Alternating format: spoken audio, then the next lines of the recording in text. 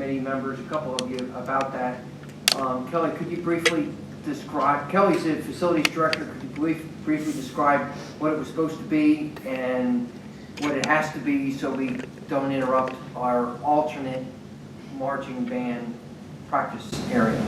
Sure. So the parking lot, imagine is a rectangle. The new design spaced the lights evenly. Right now they're in the islands of the parking lot, so they're not spaced evenly, so they have angled lights to cover the spots that aren't in that area. So the new design has it spread evenly, and we came to that discussion with Frank that that's going to block their process of doing their training and such in the parking lot. We talked to the architect about moving it back to where it should be, that doesn't block them, and they said it's not substantial. They made that adjustment now, it won't cost us any money. So got the direction from the facilities committee to make that change. It's of no cost to the school district. So you're good to go. Hooray! Thank you.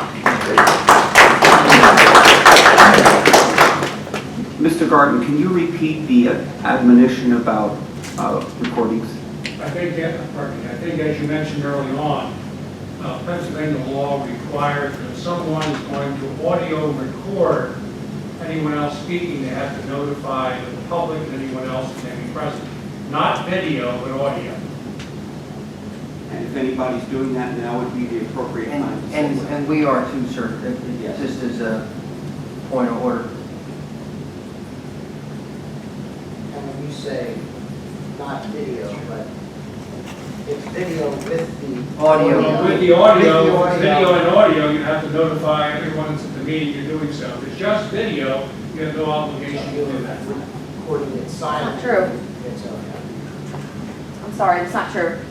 I contacted Pennsylvania State about this, and open meetings, the public does have a right to record. If you all want to ask that the public come forward to say this, that they are going to do that in advance, that's a courtesy, but it's not a requirement. No problem with video, but you might want to check with the district attorney's office now. So we have to follow the advice of our solicitor, and at this point, if anybody's making an audio recording, please announce it.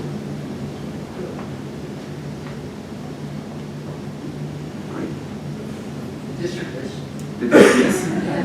We've already announced that. Yes, sir. Twice now. All right, on to the next public comment.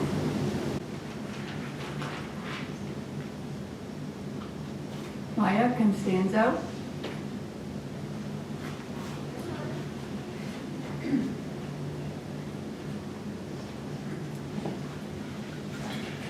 I'm Maya Costanzo. I'm from Richland Township. I'm going into 12th grade at Cricketown Community High School, and I was one of 2 captains of the color guard in the 2017 indoor season. Last August, my parents announced to my 3 siblings and I that they were splitting up, and it completely shattered my world. After that point, I was always depressed and didn't enjoy anything I had before. But the one thing that kept me going and pushed me to pull up my grades and get out of bed in the morning was the thought that I had marching band later that week. I know so many students who are also struggling in their lives, and one of the things that they find joy in is the marching band. As a band, we've created a family of our own, one that is constant and always positive. New people come and old people go, but nevertheless, we are all still there for each other. And that's what makes marching band so amazing, and unlike any other sport or activity in the school district. Just like every other family, when it comes time to play, we're very competitive, especially when we get to work together, play the music we love, or do the flag and rifle work that we love to do, perform as one unit, one family, and take home our awards that we've earned for community. When we walk onto the field as state champs or at the field at MetLife Stadium, the energy around us is amazing. Hundreds of people sitting in the stands waiting for us to perform for them. We quickly set up and get into our places. Everyone's silent. And then we hear the words that makes our adrenaline run. Drum major, is the band ready? Our world is put into slow motion, but then just like that, it's over.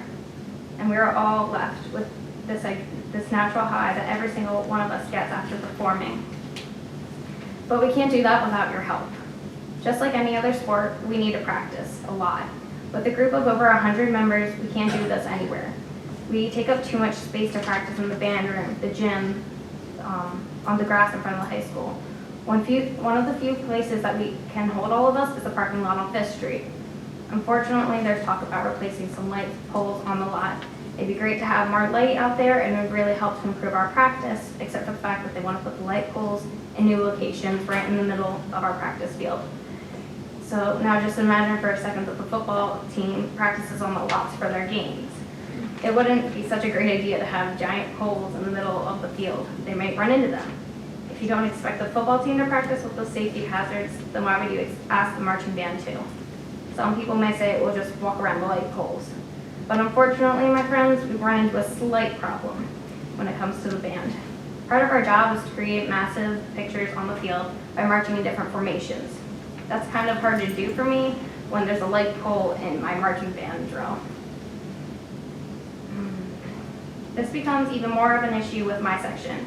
In the color guard, our instrument is a 6-foot metal pole with a silk attached to it that we spin around our bodies, throw across the field, and then catch it. If there's any section in particular that will hit the light poles, it'll be the guard. By putting light poles in the 5th Street parking lot, you'll be creating an uninhibitable environment for the marching band to practice on. Another great place for us to practice would be the new turf field that is planned to be put in the back behind the high school. That field would be able to better prepare us for our competitions in the fall by having turf, correct hash marks, stands, and stadium lights. It would also take the strain off of trying to secure the alumni stadium before big performances. So I ask you to save this family that benefits so many Quakertown students by saving 5th Street from additional light poles and building the new turf field. Thank you. Thank you.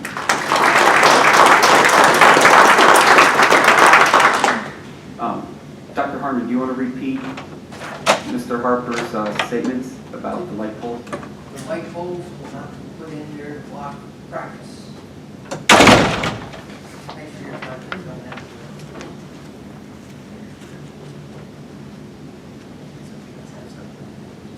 Jason Sosnowski?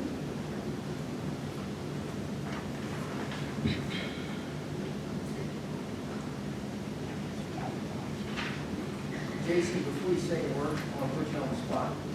Please tell the board how many activities you're involved in, you and your brother. Okay, so I was writing my resume today for Keystone Boys State, and in total, between in school and out of school, it's about 26 or 27. Wow. Just give me a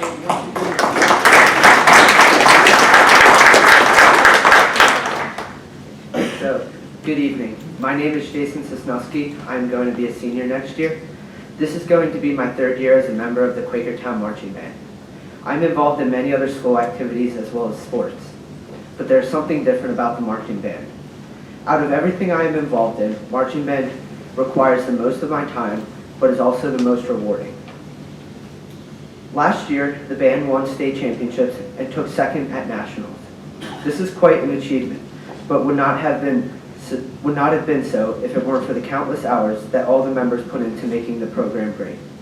As I calculated earlier, each member puts approximately 270 hours of their summer and fall to learn, grow, and achieve as a group.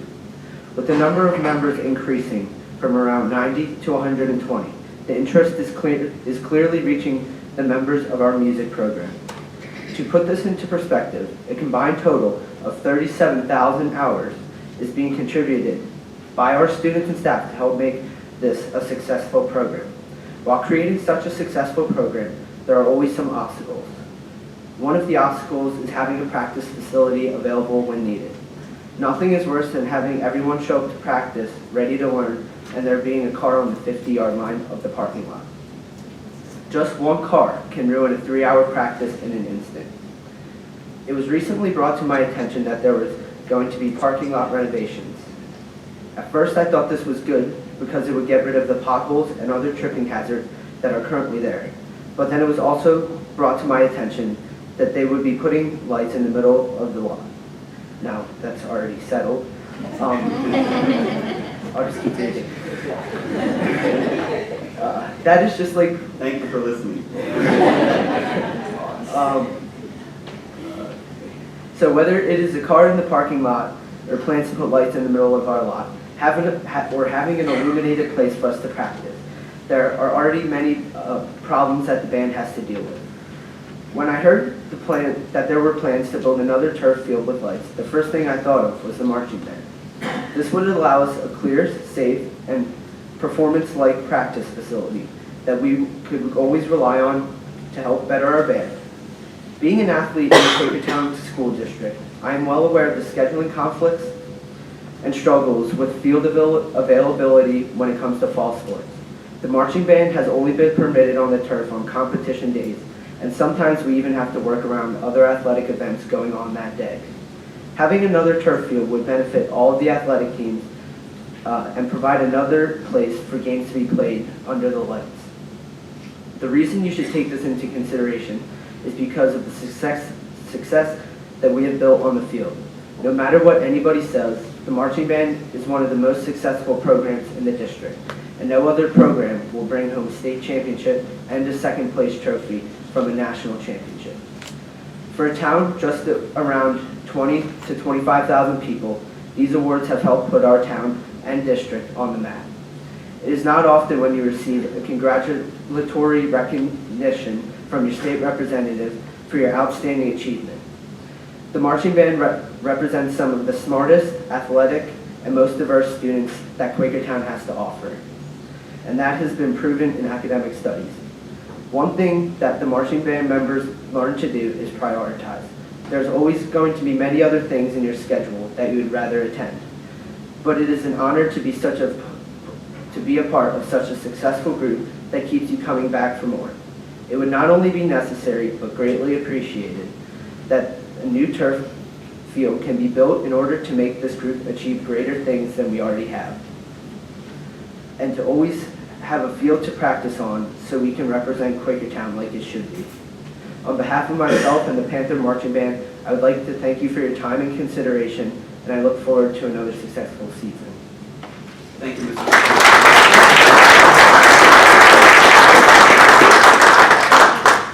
Jared Sosnowski.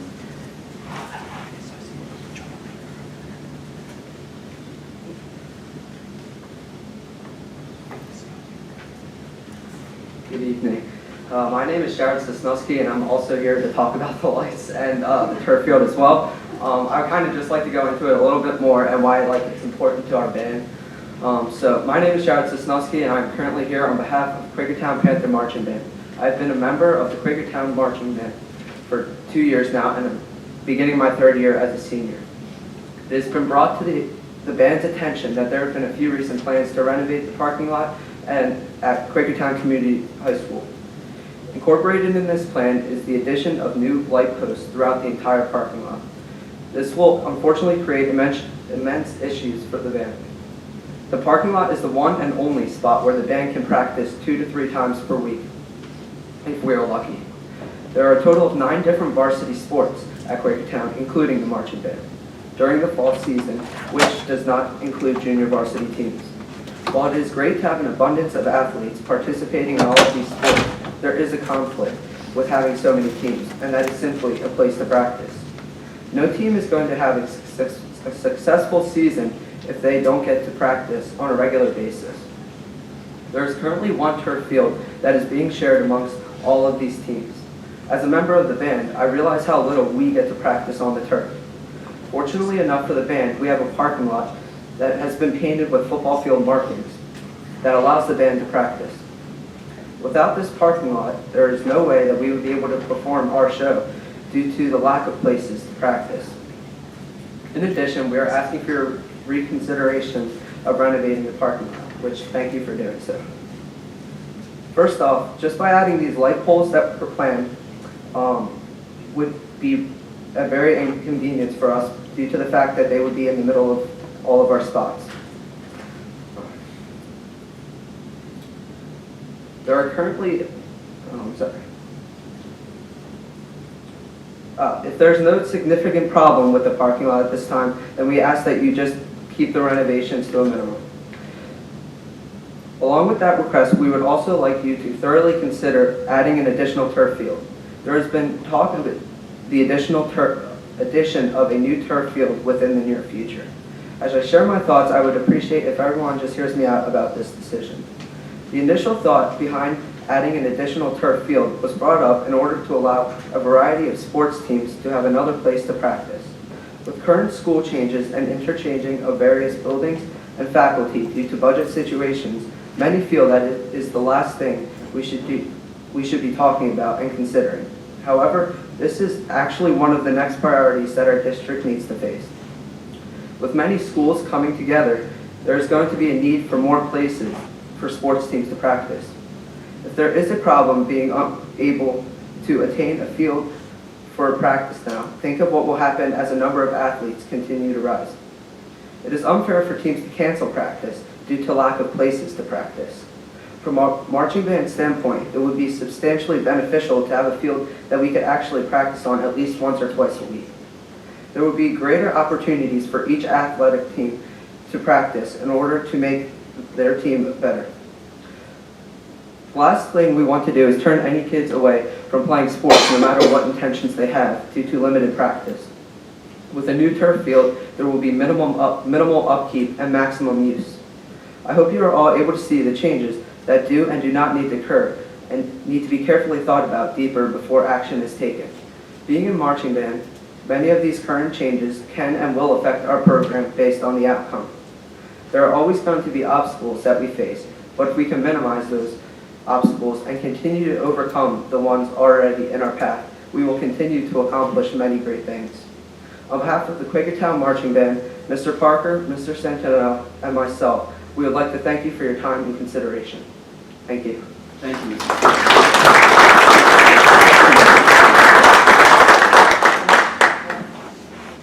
For your next speaker, I'd like to shout out Frank. The last year's number of students you had in the marching band was, 93. and next year the sign up is. Right now we're at 120.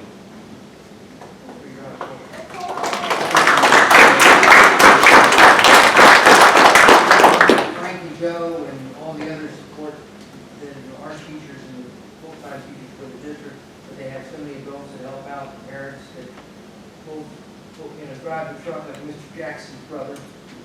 You out here? Okay, well, thank you for pulling the truck, the band truck. It's just been an awesome program, so thank you guys for speaking. Did Christian Holman show up yet? Christian Holman? No. Chris Spear.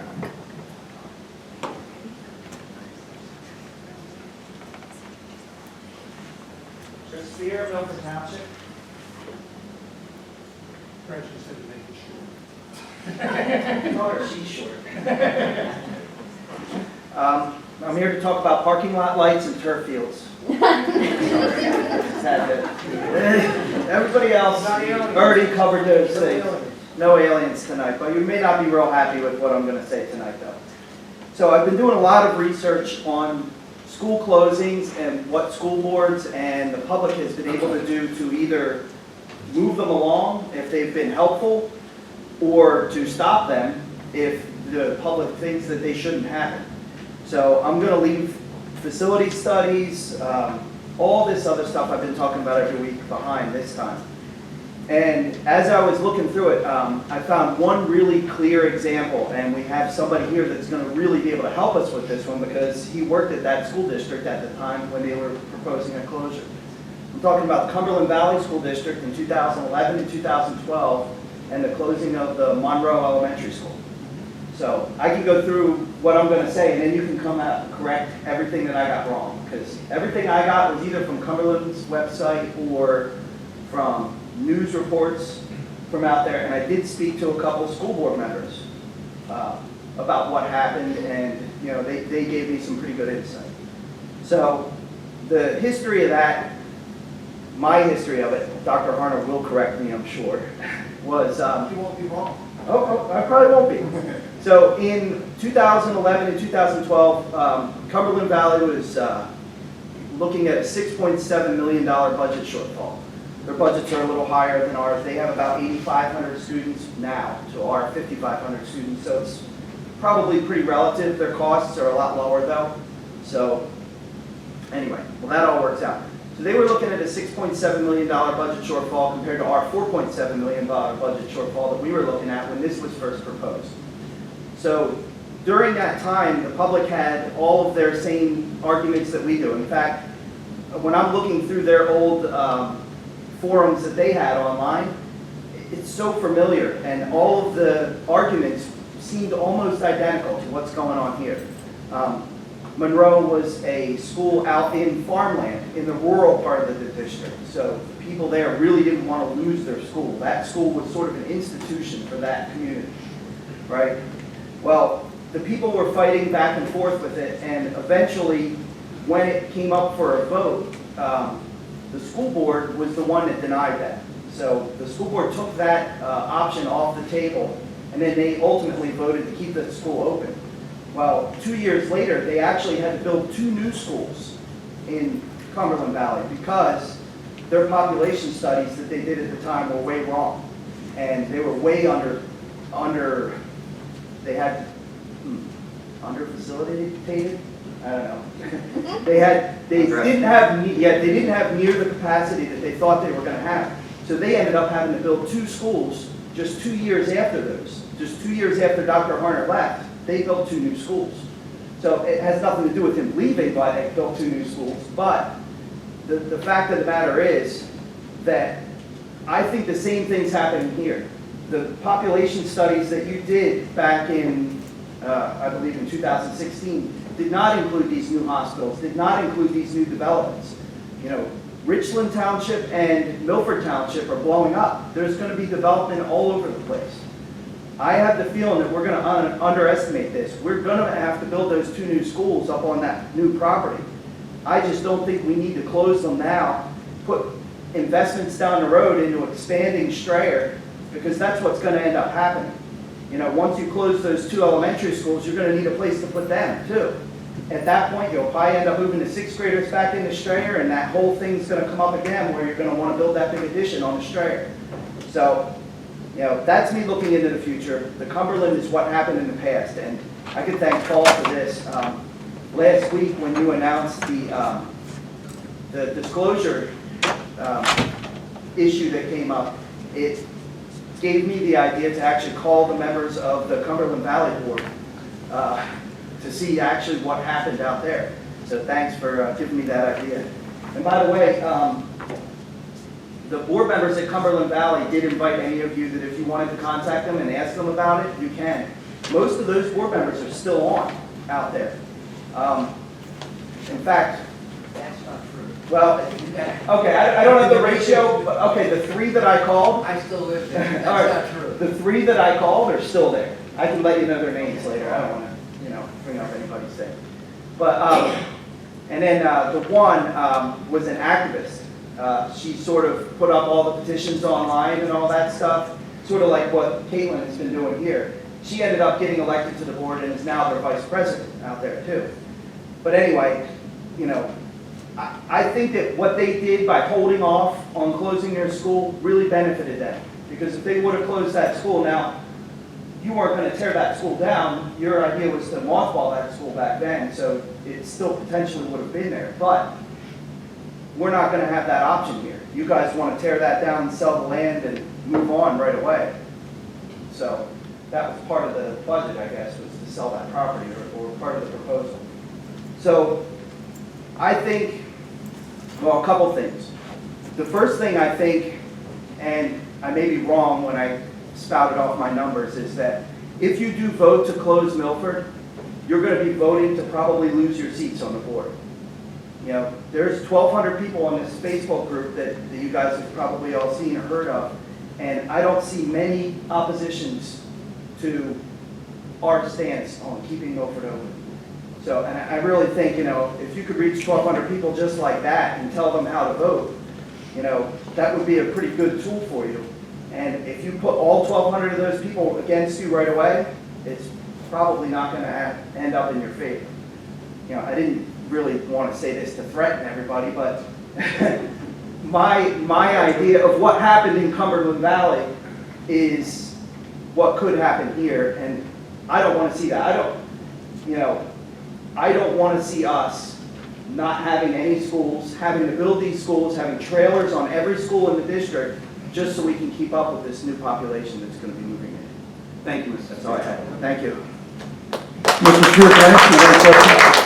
Can I ask you one quick question? You did a good job contacting Cumberland School District, polling the board, trying to find out their thinking involved in whether or not they should or shouldn't close the school. Yeah. You mentioned that you went as far as asking them what their budget deficit was. Did you at all ask them how they closed it?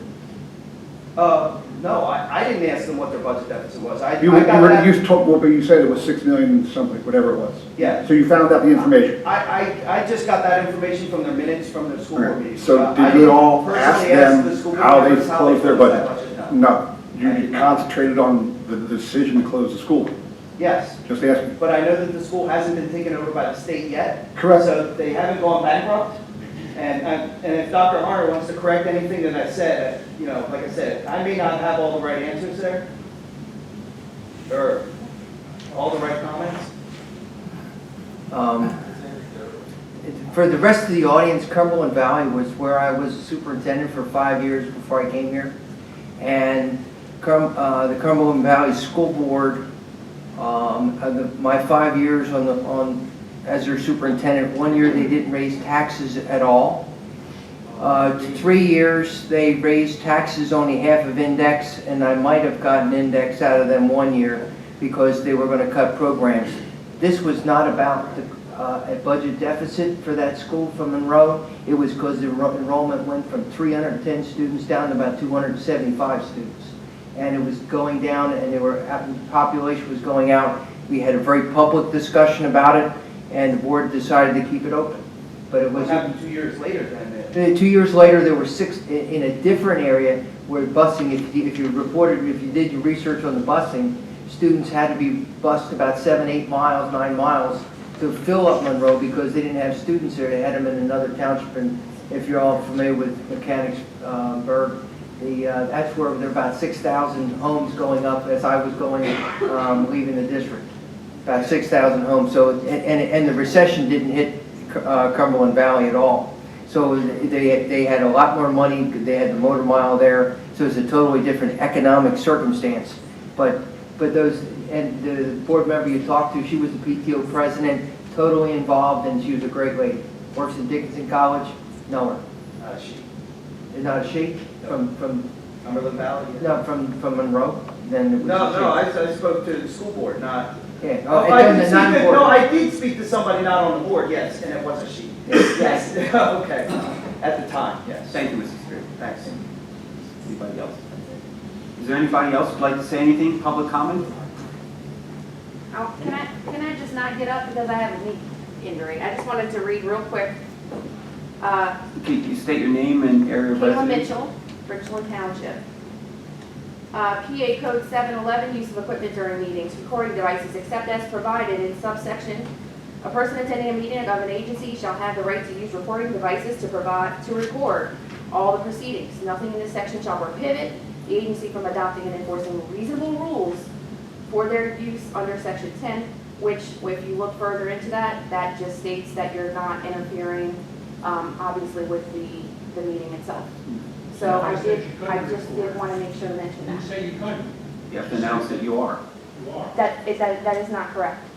So you're allowed to secretly record people? Public meetings are paid for by tax dollars, therefore are open to the public and open to recording.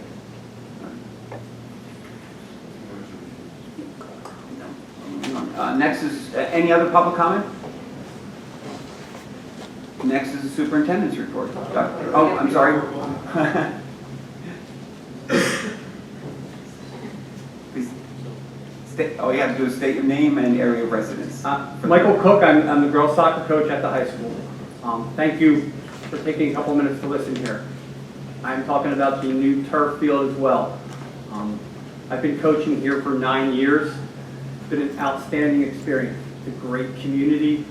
When I first got here, there was a distinct lack of pride in the school. I've been fortunate enough to coach in 4 or 5 other school districts. And that was my biggest battle, was getting a sense of pride in our school and in our team and in our community. things have changed a lot over the years. Under Sylvia's leadership, I think what Coach Bannis has done with the football team, Dr. Harner coming on the scene and supporting athletics, we've changed this culture around. There's a lot of pride, and one of the big things that inhibited that in the beginning was our facilities. Our grass fields are, to be frank, very, very, very substandard. And our stadium at the time was the same. We've got a turf field at the stadium now.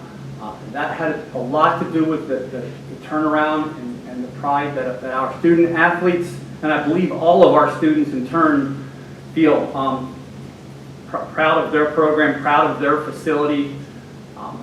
Visiting teams come out, proud of who we are and what we do.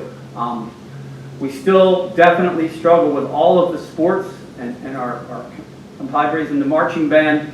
The turf field is not enough, and what we have from a practice, sometimes we just need to cancel practice with the slightest bit of rain if we're not on the turf. And it's difficult to maintain a program at a top level when that's consistently the case. I strongly believe that a turf field is beneficial for our student athletes and also for our school. I sense a whole different sense of pride in this high school. I really truly do in the last few years. And I think that it has a lot to do with our appearance and how we look and what's available to the students. And you know, major universities emphasize their sports and their music programs because it sets the agenda for the whole thing. And I think we need to make sure that we're doing that as well. And I thank you for your time.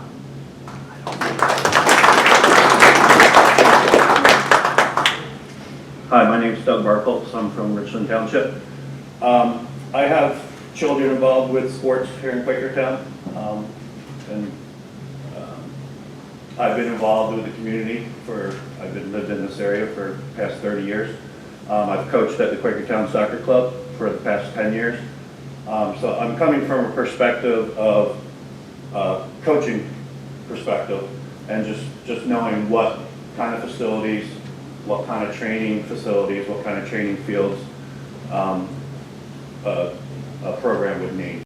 And the second turf would obviously, as many others have said, help with that case. And that's along with sports.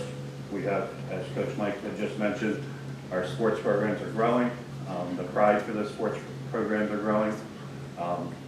Marching band, congratulations, by the way, guys, for the past season.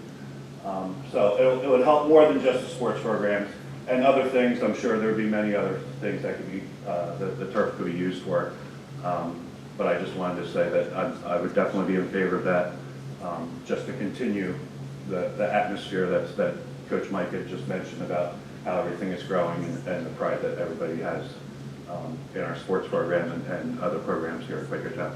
Thank you. Thank you.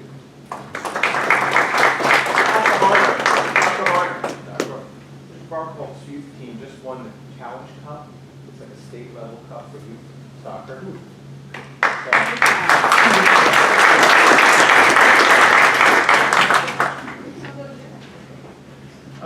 Good evening. Thank you for the time. Since we're talking about turf fields, we're all kind of rushing up to get our comments in. Brian Haley, Richland Township. I'm here tonight as the Vice President of the Girls Field Hockey Booster Club. The folks that spoke before me talked about the need for the field. I just want to add a different option, a different thing to think about. We just ran a tournament for the Field Hockey Booster Club to raise money for the field hockey team. And we had the turf field. We had a limited number of games that we could play within a certain number of hours. We had a limited number of teams that we could invite. It's a fundraiser. If we have another turf field, we can double the number of teams that we can invite and increase double the amount of money that we can raise. So just another way of looking at it in terms of fundraising options for the different sports programs. I don't know if the marching band does tournaments, that sort of stuff, but you know, the more you have, the more options you have, it's a long-term solution to an immediate problem. So I'll be on to the coaches next to talk about why we need it. My name is Diane Molinaro. I was the former head coach of field hockey at Quakertown for the past couple of years. Kelly Driscoll was our assistant, and now she's going to be the new head coach at the school for the field hockey team. A couple of things, I'm not so sure if you're familiar with field hockey, that I think might be important in this case, and some of the other topics that maybe weren't touched on from the coaches that are going to speak and the band folks that have spoken. Field hockey is completely surface dependent as a sport, and it's the only sport in our district that is affected by the surface that you play on. Well, I guess like the band, you can't have lights in the parking lot kind of thing. But essentially, what we see as coaches is having a consistent field where the surface is astroturf, and it doesn't matter how big or small it really is. That's splitting hairs, but when you have a consistent surface, the skill level is better. The ability to learn new skills is enhanced, and it's a lot safer. You're not hitting balls where they hit divots or little ruts in the ground and they pop up and they hit someone in the face. Or you get people tripping on an uneven surface. So safety is a huge issue. Practice time, the amount of sports that need the turf field, that use the turf field, can simply not coexist the way it currently is if we're going to grow and develop top programs in our league. Over 90% of all the other school districts we play, and that's not talking postseason. When you get to postseason, it's 100%. But all of the school districts that we compete against, 90% or more, have turf fields. They have youth programs. And my specific role now that I'm not going to be coaching is I'd like to expand the opportunity to the community and offer Field Hockey Academy to our elementary school students. I can't do that because of the limited turf that's available at the school right now. So I'm looking to expand an opportunity to the community, youth of our community, and to give them more opportunities to learn a different sport. The one thing about hockey, it's a very difficult sport to learn as you get older. If I have a better foundation and a better surface to teach these kids, our entire program and the level of the program is going to improve, where we will get to the postseason continually. And then that opens a whole other can of worms, like, for example, the soccer team did so well. You get kids who get college coach interest. You get them thinking about colleges at a younger age, perhaps, to say, oh, I'm going to go on this track in school because I'm thinking of maybe playing sport in college. So when you keep the level comparable with other schools and have that facility that's comparable, you're going to get a better result. I mean, the kids have much more opportunity then. So thank you for your time.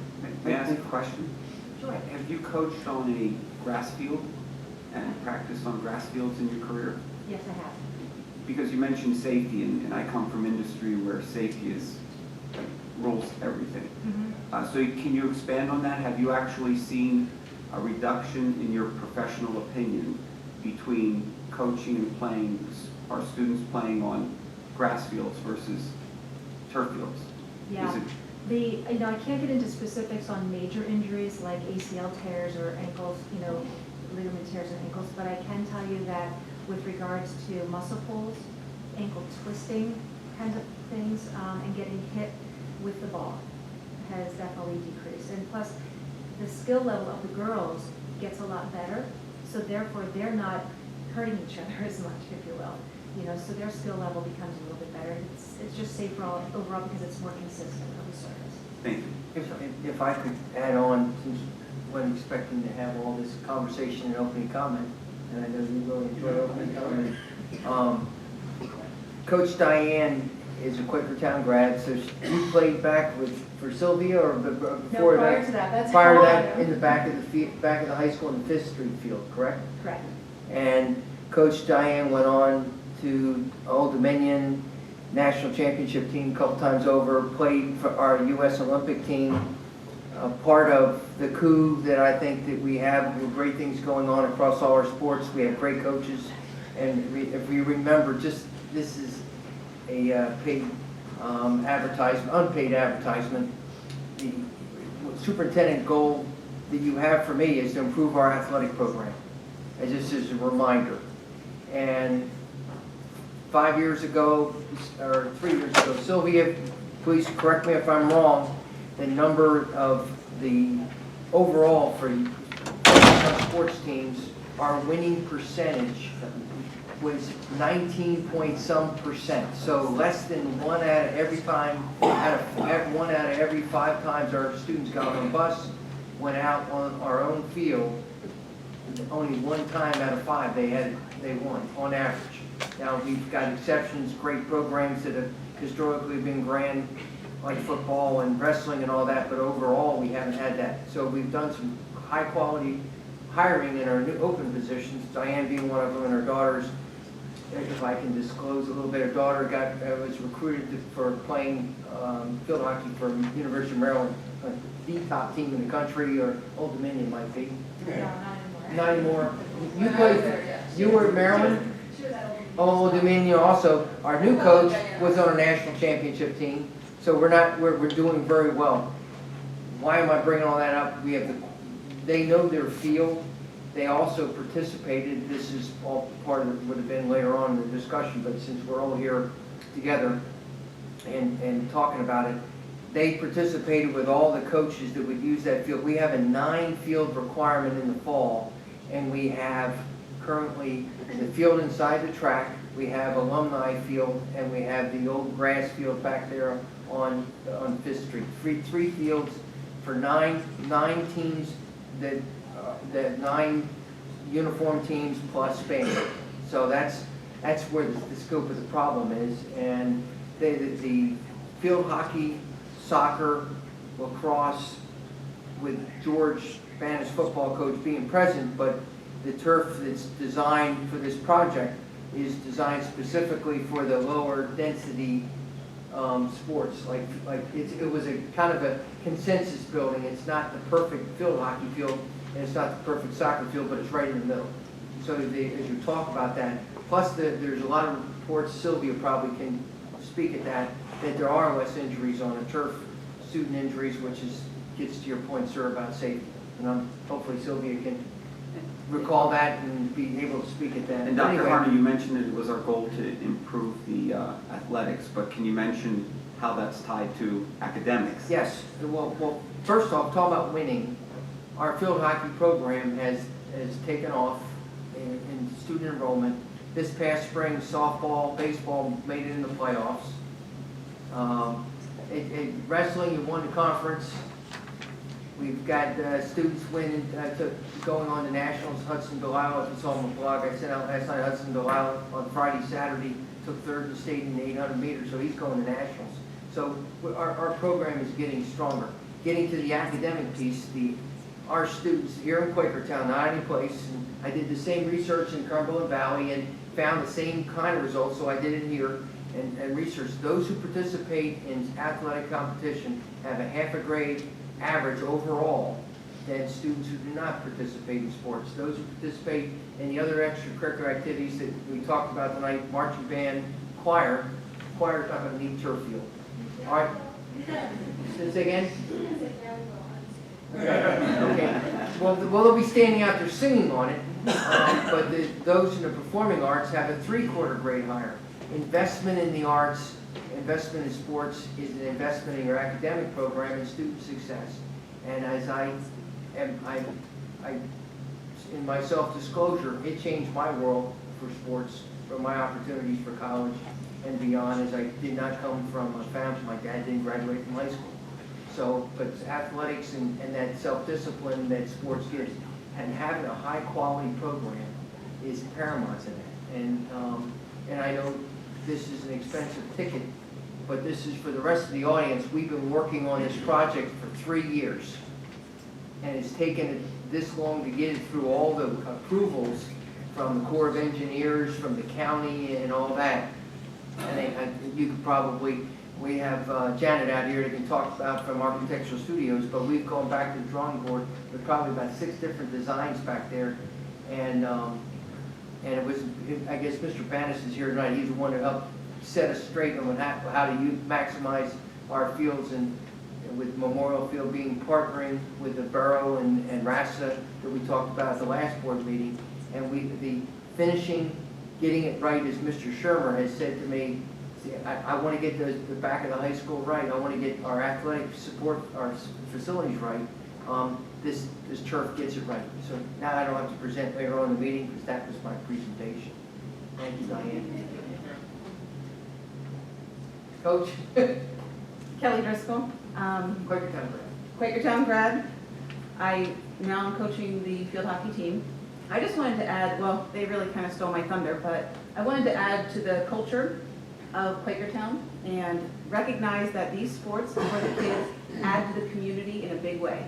There's so many opportunities for them and the community based on having them come out, having them excel in sports, and having the recognition that they need.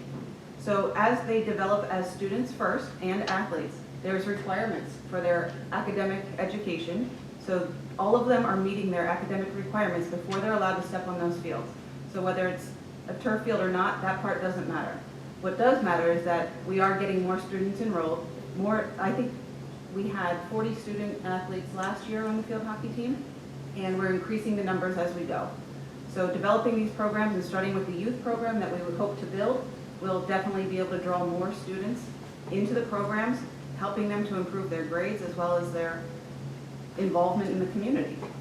So that's it for me. Over 1 out of every 3 students, over 1 out of every 3 students in a high school is in a sport, varsity sport. Absolutely. That's for me. Thank you. Thank you. I just forgot one thing. One of the things Please repeat your name. Eric Zabo, Quimpo. One of the things that no one's mentioned about the turf field from a safety standpoint, I don't think anything's more dangerous than watching these kids cross the street to get to the stadium or the marching band field. There are cars flying down that road, and it's dark, right? It's like 8 o'clock at night, 9 o'clock at night. The turf field would eliminate that for a lot of people crossing that street. It's just another little added safety point. Thanks. Thank you. Eric, do you want to put a plug in for your car show on, Yes. on Saturday? Oh, yeah. So there's Ford a, Drive event is on Saturday at Freshman Center. If you come and test drive a Ford, they'll donate $20 to the choir. You don't have to buy, it's a nice way to help out. so Dr. Harner assures us that we're going to be done with our board retreat at 11 o'clock, so. The other unpaid but very important announcement, Ms. Johnson, Allie Johnson from QE, asked me, since we're talking about fundraisers and activities this weekend, Quakertown Elementary School has their carnival on Friday? Yes. Saturday. Tomorrow, it's beginning at 4:30, and tickets are $10. At QE. At QE. All right, thank you. Hi, Melanie Brown-Milford. I think the turf grass field is going to be great and so many students are going to benefit from it. I just had a question about where we stand with middle school sports. My son is going to 7th grade, was supposed to meet Milford and wanted to play football, and I know they start in the summer. And now that he'll likely be going to Strider next year, I'm curious if there's still a plan to have 2 varsity and 2 JVs of each sport, how that's being worked out, what's going on with other extracurriculars, how are they handling band, musical, other things that the kids may have a limited opportunity to participate. And when will we find out what's going on? Sylvia or Ms. Edwards, who would you like to, can you talk about middle school sports? I can. Thank you. What the current plan is that we are going to... Can you move up to the... Sorry. Yeah, you take the mic.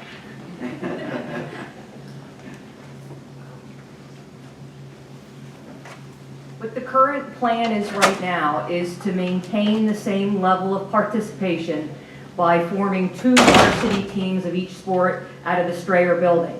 2 football teams, 2 field hockey teams, 2 soccer teams. We're in the process of evaluating what facilities we have, what we need to upgrade, what fields we need to add, a schedule for all of this. I've been to the middle school AD's meeting where we have proposed that this is what we're going to do. We're in the schedule as Quakertown Blue and Quakertown White. So we'll still be using Milford and Strayer uniforms, but that's the goal. The next step is I will meet with all the head coaches of that sport. For instance, if it's field hockey, I will invite Kelly, our new coach, to meet with both middle school coaches, and we will then work out how are we going to divide the team equally, 2 equal teams. I'm sure not everyone will like how the divisions are made, but we will do that in a logical fashion to try to make 2 equal teams. So hopefully that process will start as soon as school's over, and we'll start working on it by mid-June. Can I just ask a follow-up? I'm sorry, I know I'm not at the mic. Are there going to be 2 varsity and 2 junior varsity? Because right now each school has a varsity and JV. It'll depend on how many students sign up. If we have enough, let's say boys basketball players who want to play and we have enough for 2 varsity, 2 JV, we can run that. Okay. If we don't have enough, then we'll try to make at least 2 varsity teams. Okay, thank you. Dr. Harner, that's new information. Can that be updated, the FAQ page with that new information? Or it's already done? The general information is in the FAQ. We have like a transition version that has some more specific information, and as soon as we get through graduation, we'll get that finished and posted. And there was a second half to that? Are we done? Band, I'm done with that. musical, What? Music? band, musical, all those things that we have 2 of now that have to merge. Just curious how. Yeah, we talked about sports. For band and music and all that, I had a great meeting this afternoon, an excellent meeting with Joe Santinello, who's the new department chair of the music department, and Frank Parker and Jonathan Lertner, and we talked about staffing and program before, during, and after school, and all that information will be either out tomorrow to them, because we have to talk about it here. I was out in the building with that meeting, and have it out Monday or Tuesday next week. All right, thank you. But all the programs, we'll have a musical at the Air, we'll have the bell choir. The 2 different, both schools don't have the same program. And so we're going to sustain all program. So there'll be the bell choir that was at Milford but not at Strayer. We'll have the Devoci singers that was at Strayer, not at Milford. We'll have a musical that recently Karen Quinn and others have done a remarkable job of bringing that to Strayer. We'll have that opportunity. So there'll be more than enough opportunity. I don't think there's going to be 26 activities like the Sinuskis are involved in, Jared and his brother, Jared and Jason, but we have plenty. All right, thank you. State your name and area of residence. I'm Allie Johnson, and I live in Quakertown Borough. My son is a 5th grader currently at Quakertown Elementary. And one of the things that I did, thank you very much for sharing that, Dr. Harner, is tomorrow is, last year was the first year that Quakertown Elementary School actually opened up their Carnival to the community. So it was a huge success. It's a wonderful little thing.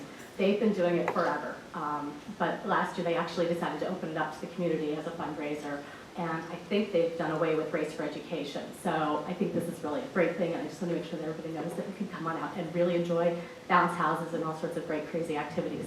And one of the things that I want to mention that wraps up into all of this is that we're having it outside on the field in Quakertown Elementary School, which is right across the street from Alumni Field. Now, the great thing is that Chuck Stepanoff and Mr. Sharmer can go ahead and help me remember. We had to deal with Alumni Field going in, and all of these questions and conversations about the turf versus the grass, everything came up. And one of the things that almost happened was Quakertown Elementary almost lost their field. And so Chuck and Mitch, you were there also. But I guess in going forth with the idea that we're going to be adding another AstroTurf field, can we please, please, please make sure that there's no reason to have us all come up and have to redo the irrigation system on that?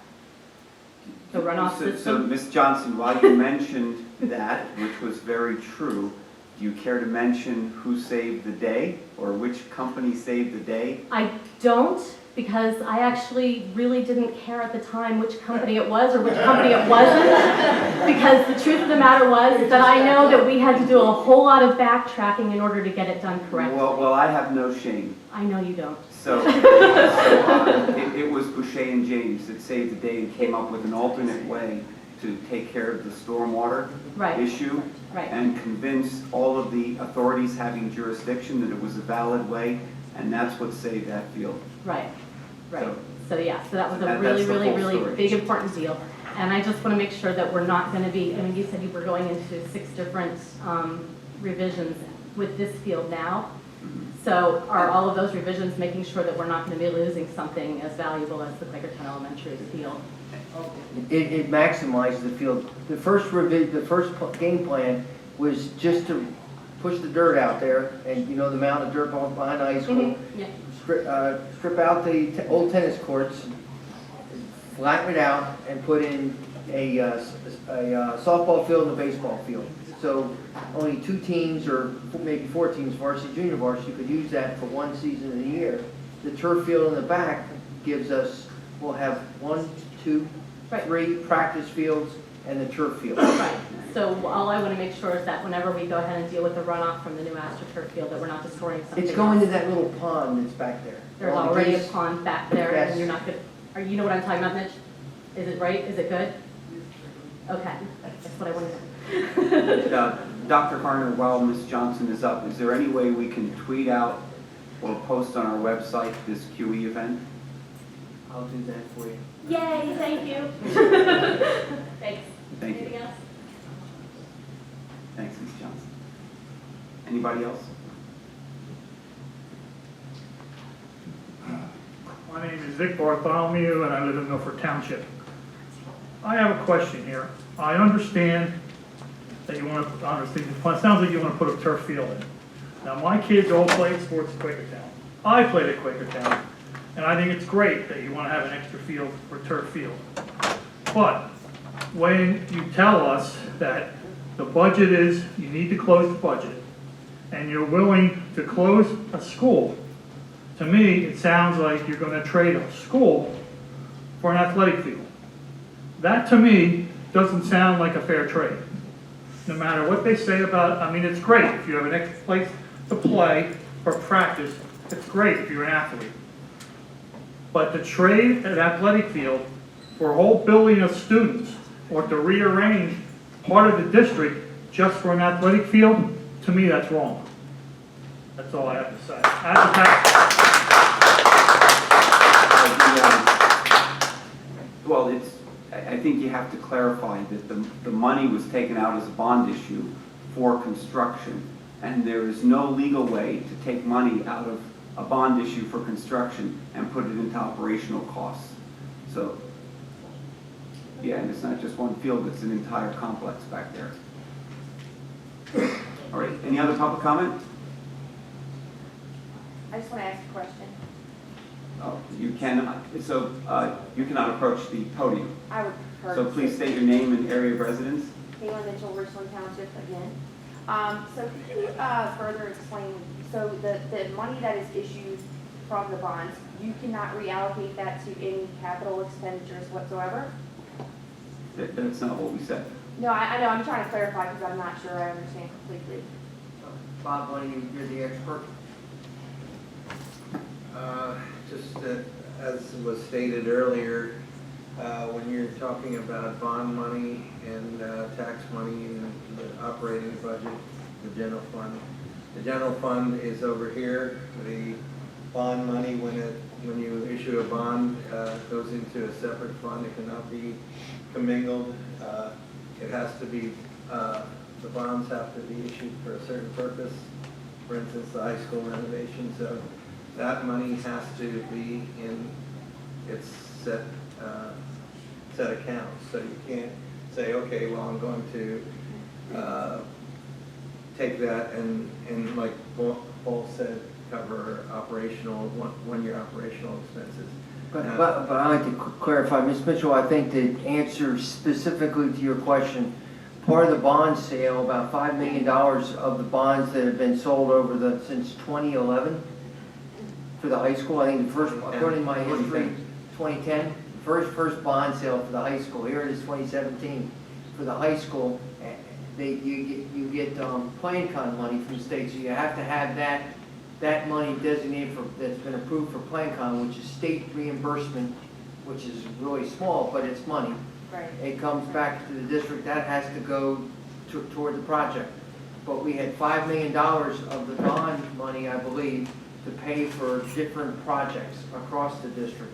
like roofing, HVAC systems in Strayer to upgrade and fix the ones that were broken there, and other projects, fixing parking lots. So that money could be saved or spent on other capital projects at Milford Middle School, as an example. Right. Bring that, we don't have enough money right now that's sitting aside to bring that up to code or expanding it, but yes, it could be used for Milford. I think that's what you're after, correct? That's right, yeah, I really wanted to understand, because I think the question was from the community is, you know, and it is difficult for a lot of people to understand why it is we're investing in so much money in certain areas, and I think that a turf field is a wonderful investment if you're not in a situation where you're in a financial crisis. So I'm trying to understand why was it decided to be spent on something such as that, rather than maybe some more investment into our facilities. Well, one of the things you have to look at is the closing of Milford reduces the operating expenditures by a couple $1 million, $1.5 million, whereas the portion of the bond issue that is to pay for the artificial turf is only about a little over $100. So you're adding $100 to your budget to cover the cost of the artificial turf, whereas you're reducing your expenditure budget by $100,000. Yeah. 100,000. What? I'm saying 100,000. Yeah, 100,000. Yeah, out of $10 million. He always drops the 3 zeros when he goes Three over money. times 1,000. Yeah, so $100,000 out of $10 million in debt service compared to a couple $1 million reduced by closing. So. Thanks for the clarification, because I think I wasn't aware of the turf field that we're planning on putting in for the practice. You're saying that's $100,000 price tag? That, I thought it was $1 million. That's why I was confused. No, but the debt the service. payment on You pay the bond, debt service over. the debt service. The actual cost Yes. is $1 million, so you're taking out $1 million mortgage to pay for it. So let me just make this very clear. We could have designated $1 million of bond money to renovate and for facility repair, but we're choosing not to do that because it's a one-time expense for the turf field, whereas keeping a school open is going to be an ongoing expense. Is that accurate? Yes, thank you, Ms. Mitchell. Any other public comment? It is accurate with some other, excuse me, sir, if I may. It is accurate, the running of Milford Middle School is done through operating dollars. We could be part of the debt service, the board could designate projects like that. I believe out of the project was 3 years ago was fixing the labs in Milford Middle School. That came out of the debt, out of the bond money that we had, and that was spread across probably 5 or 6 schools to fix things, individual items in the building. That's not reoccurring, that's a one-time expense. And that's what the bond money is used for one-time expenses, and then paid out like a mortgage. By closing Milford Middle School, what you get is the annual savings of that to be spread across other programs, pay off debt. That makes sense, except for if we plan to down the road put modulars, which will cost additional funds to taxpayers onto Strayer in the future. And I don't know if that seems to be where we're headed. Am I wrong on that? Yes, ma'am. There is no plan right now. That's a possibility in the future. Right. But there's a community committee in the fall that's going to be laying out, developing all those options, and then the board will have a discussion on how that looks. Since our plan was originally that we thought the population would decrease, but now we're rethinking that with all of the new construction coming in, I think it's going to be inevitable.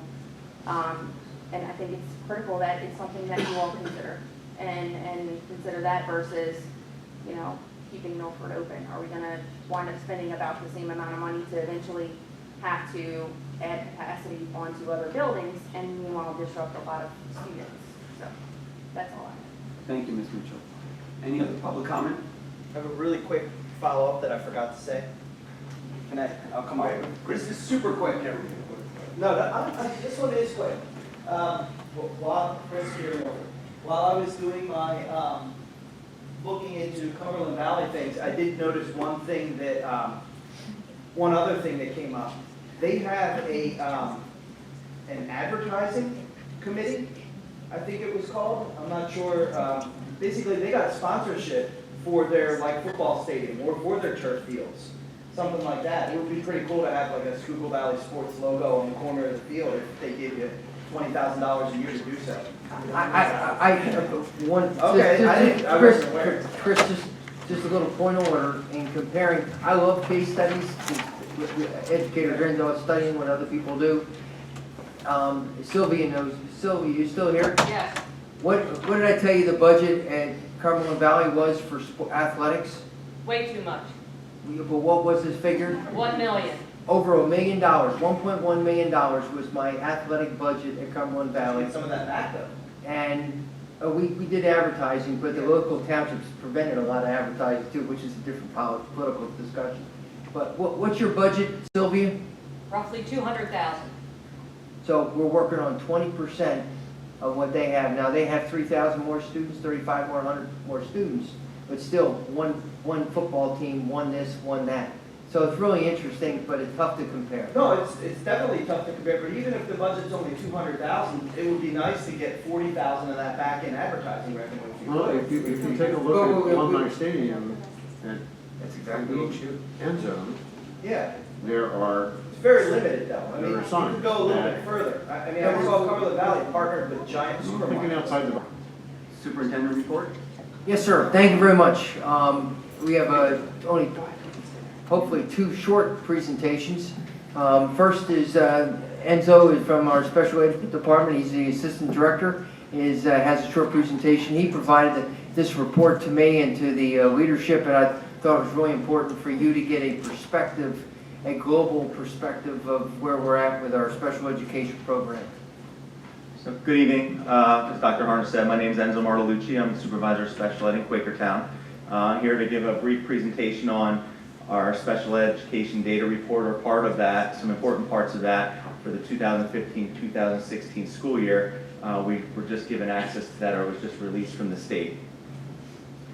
One of the first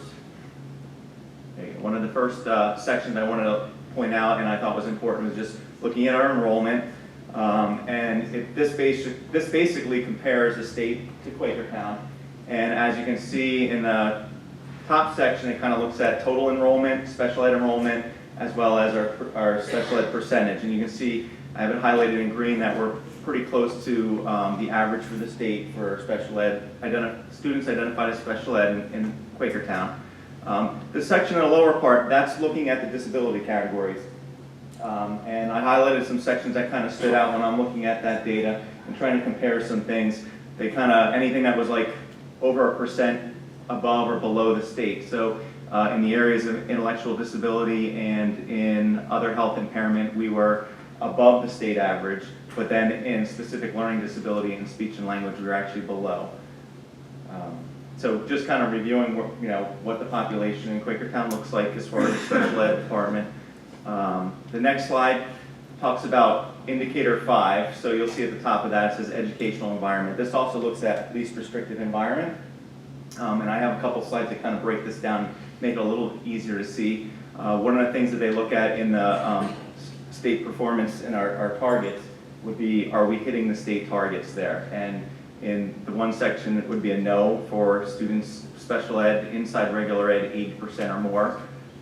In the special ed in regular ed classes less than 40%, we did meet that target, and we didn't meet it for the other settings. So a closer look at that, I kind of broke that down. Blue will be in these next 3 slides, would be the state target. Red is the state average, and then yellow would be Quakertown. So you can see on this one, we want to be above the blue line. We're not above the blue line, but one thing to point out is neither is the state average. So we're actually above the state average, but between the average and us, we haven't hit that target. And in just comparison, for where we're at and how close we are to that, 5 students could put us above the state average out of 800 and some kids. So Looking at the next slide, this is inside regular ed, less than 40%. On this one, we did meet the state target there. We want to be below. We're below. The state average is not below the target, so we're where we need to be there. And then the last one, the other settings, students placed in settings outside the Quakertown schools. You can see we're slightly above there, where the state average is, as well as the target. So we basically look at the state report, and we'll continue to look at that over the summer. Our next steps are to continue to review that and look at things that we can improve on, strengths, needs. We also have our cyclical special ed audit, which is happening in December. So the state will come in and kind of go through our special ed paperwork and give us some suggestions as to how we can improve that. And I also know we're looking into doing a 3-year plan with what do we call that, district management group.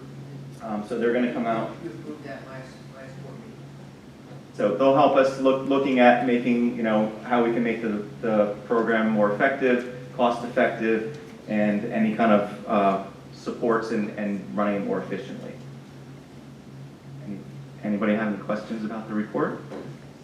Thank you. And so one of the things was we're spending a lot of time talking about money. 800 and some students at about the state average.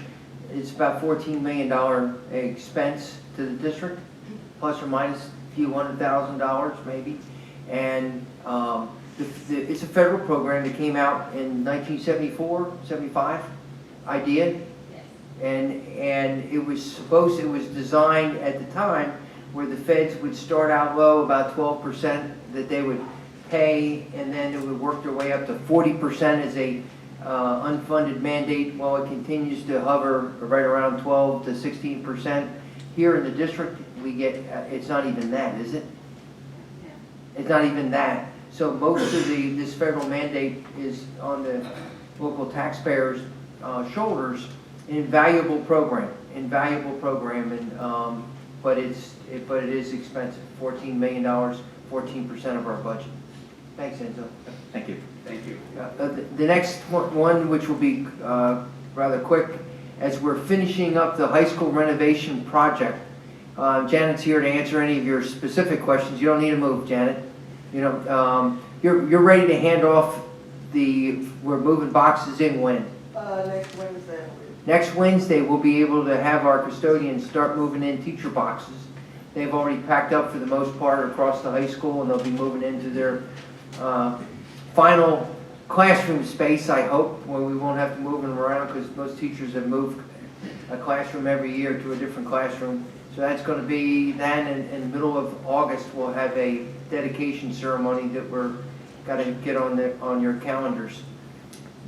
Before we talked about the change order for this athletic field, I wanted to give you, during the superintendent's report, a brief overview of our change orders for the high school. We've had numerous change orders. If you read my blog that I sent out last night to everybody, it was kind of a short little history, but as Jonathan, Lechner, and Frank are in the audience, about my second week on the job, I asked to meet with them, and I met in the old band room, which is now the TV studio, and I learned about their needs. I wanted to know, tell me about your program, because I know that marching band and choir it should be a cornerstone of the district, as it is, one of our crown jewels. One of the things I learned from that was that, from Jonathan's comment, was that the way the high school stage was designed, it was just going to be plywood, and he would not be able to provide dancing opportunities for his varsity singers and for his musicals, and it couldn't be rented out to anybody like Miss Cindy for her annual June performances. So that came to the facilities committee. That opened up Pandora's box as I started finding out things that should have been done, or might have been done, wanted to be done, and that's where I turned to the assistant superintendent saying, there's more here, you take over, and Joe, could you bring that slide up briefly?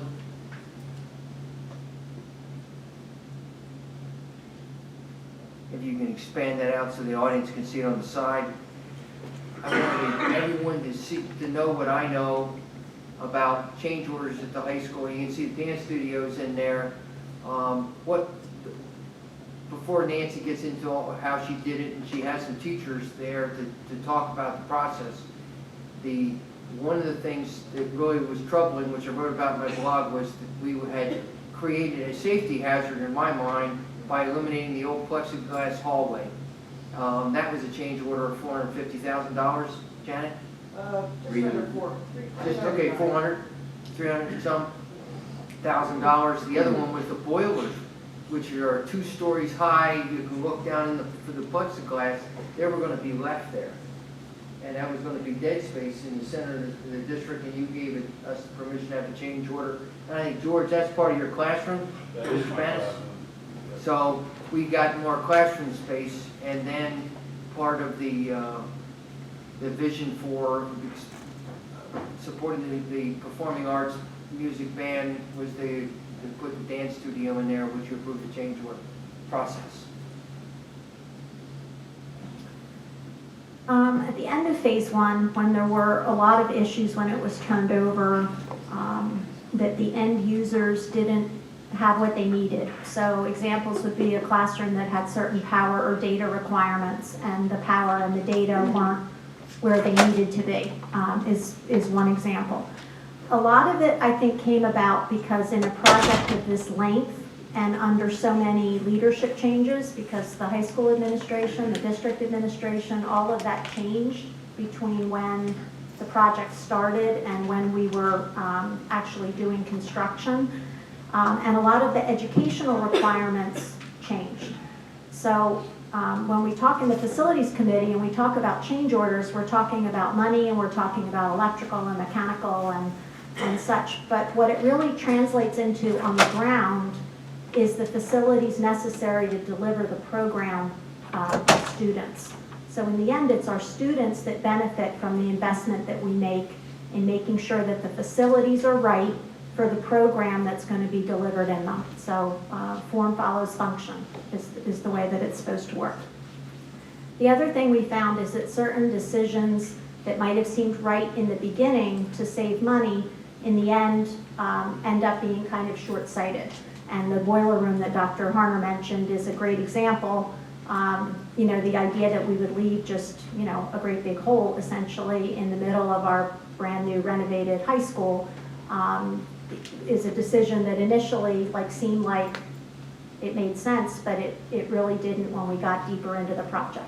So out of those 3 things, what we decided to do was create an end user process.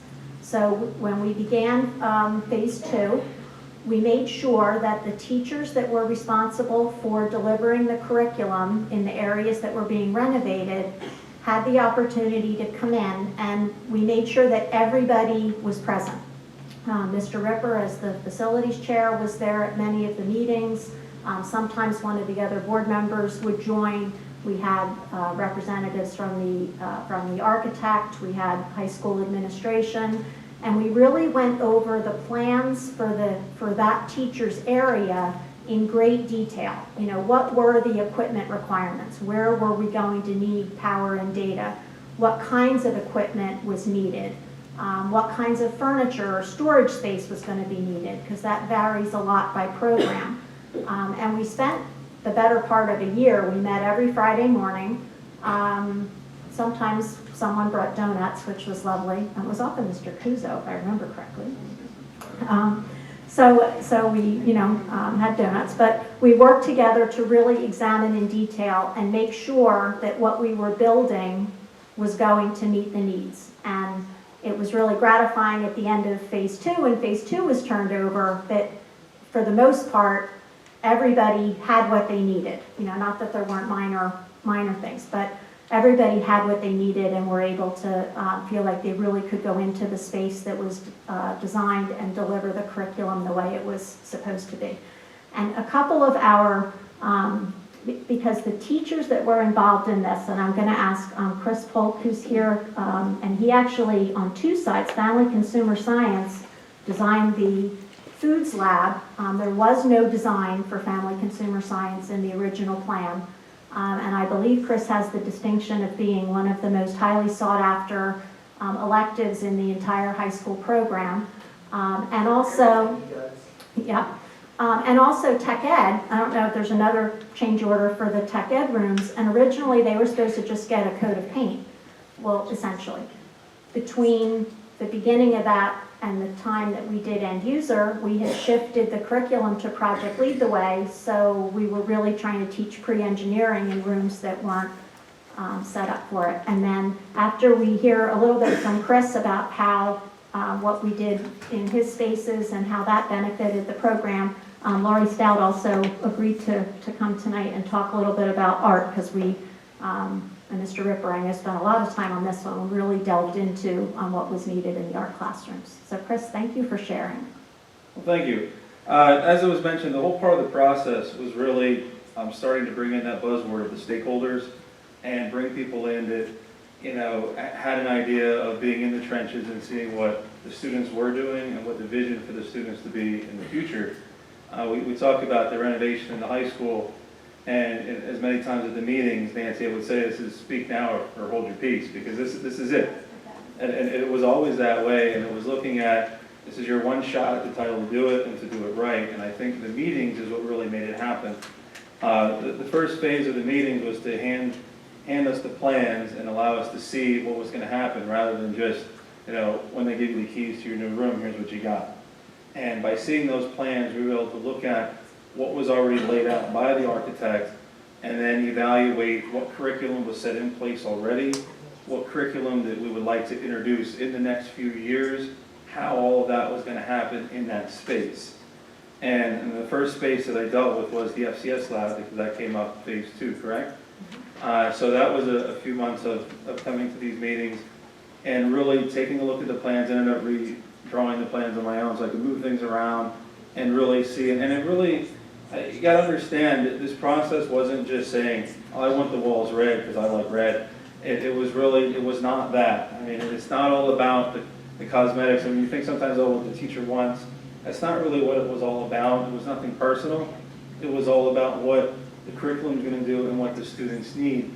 And with that, we started to look at what equipment for the FCS lab. The food lab was laid out already, and most of the equipment picked was your standard low-end level ovens and stoves and things that you would purchase for like an efficiency apartment. It was the open coil tops, things like that. That just, and I know many times we look at equipment that by the time you're done paying these the mortgage payments that we're talking about, your equipment should still be there after you're done paying for it. And some of the equipment that was spec, that wouldn't have been the case. So we looked at equipment that is going to be, you know, hold up to that time frame and hold up with the students. A lot of time went into, as she mentioned, the electric needs, the water needs, the layout. And with the FCS lab, it really created a really nice lab for the students. And then it goes all the way down to the furniture. You know, there's talk on, you know, the stainless steel tables that the students sit at, because they double as desks and then they work as workstations for the students. And as some of you've been welcomed into the lab, it flows. There's 24 students in there preparing individual meals and individual items, all working around, and it orchestrates quite nicely because of the design and the layout. With that also was the Tech Ed Lab, which Mr. Vanis and I both teach in, and what really allowed us to really get the nitty-gritty of that is when Dr. Harner helped to make the decision of, okay, the boiler room cannot just stay an open area. The boiler room has to be turned into classroom usable space for the students to learn and the students to get what they need out of that. And what that allowed us to do is the classroom where George had taught half of the Project Lead the Way in my classroom, rather than being down the hall from each other, they are now back to back, like in a science lab, with a set of 3 closets in between and connecting doorways so that equipment can be shared. And that's one thing I want to point out. Is that yes, there's an expensive price tag on making the changes and putting the floor in, but there's a lot of equipment that we used to have double sets of that we can now have in a central storage area and utilize exactly when we need it. The other piece of that with the Tech Lab was really, when I started here, 2008, Kuzo, some of the others that have worked with me, one of the first things I did is I wanted to recreate a new engineering lab, and I painted the walls white, and I put in the tables, and everyone would come up to me and say, oh, you're in the old wood shop. No, I'm in the engineering lab. No, you're in the old wood shop. This was a chance, and this is really why I think it's important we take pride, and it was mentioned with the turf field, taking pride in your program. And I saw that when my students saw the room for the first time, and the same thing in the SCS lab, there's that pride that those students have now because it's no longer the old wood shop. Anything that was that old shop has been taken out, a whole blank slate, little silly walls that used to be in there are gone, old equipment's gone, and it truly is the engineering lab. If you follow any of this with the STEM, the lab that was put in used a lot of existing equipment that was purchased over the years and then added some new things, and it's truly a STEM lab. It's not just remnants of the wood shop. It is what we would call your prototyping lab or your fab lab.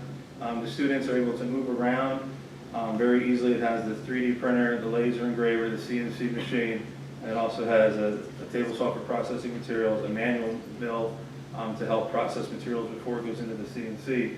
And the students are able to work together. The other side of the lab has all of the open furniture for the students to sit at with the instructional space. And all of that furniture wasn't just picked out of a catalog, the furniture was designed. And I think that's what's important is understand this process. Yeah, at first it was to give a look into what our vision would be, but then it was all the background research that really had to be done to benefit the students. And it goes down to every detail of my students on my side use laptops so that they can come and go.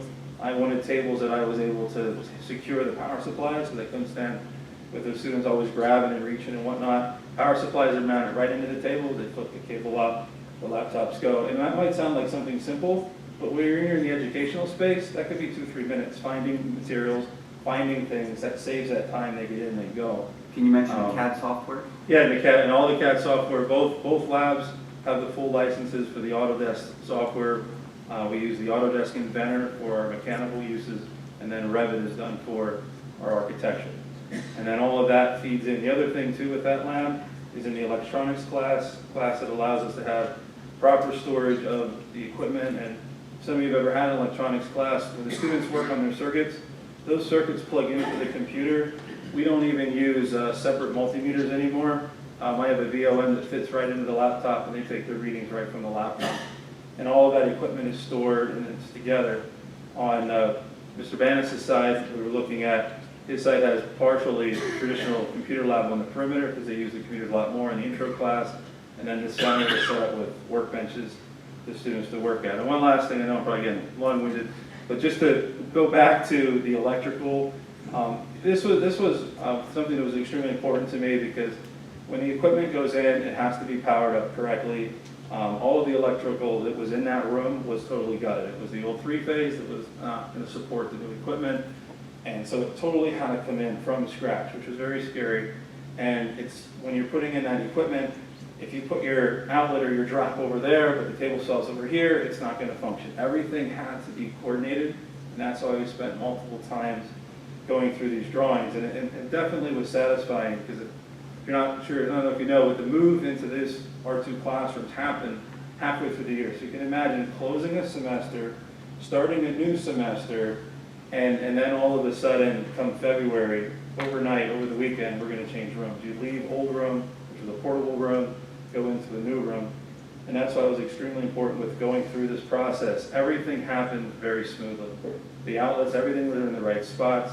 You had talked about safety. That was a major concern in that lab. That lab is set up where where half of the room is the hands-on half is where the computer part and your lecture area occurs.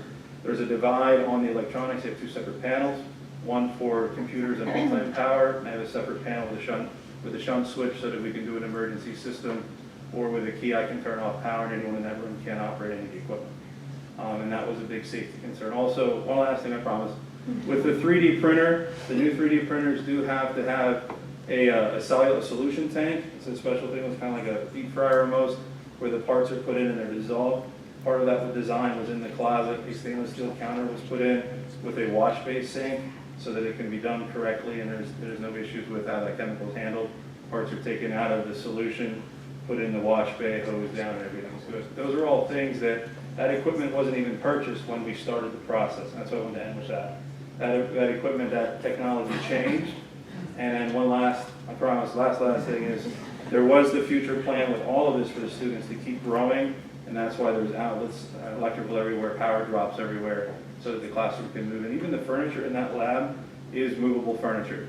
Everything from the learning wall to the cabinets in the back, everything could be disassembled and moved around so that it really can become a usable space. And you can hear not only Mr. Polk's exceptional attention to detail, his passion for the curriculum that he teaches, and I will tell you that the teachers involved in this end user process devoted hours and hours and hours of time to making sure that every detail was right. And Mr. Polk mentioned, if you didn't catch it, he did actually redesign the entire space because he was not satisfied with the original design, that it would meet the needs of the new curriculum, and so he came in with his own, drawing. So the amount of time and investment that our teachers put into making sure that our spaces were right for what we were delivering to students was well above and beyond. And so in case that wasn't obvious from what he said. Now you know why there's not enough classrooms, there's chairs and there's classrooms that are available for students to sign up because everyone's over enrolling. And then Mrs. Stout, if you could just talk for a few minutes about art. Thank you, Mr. Polk.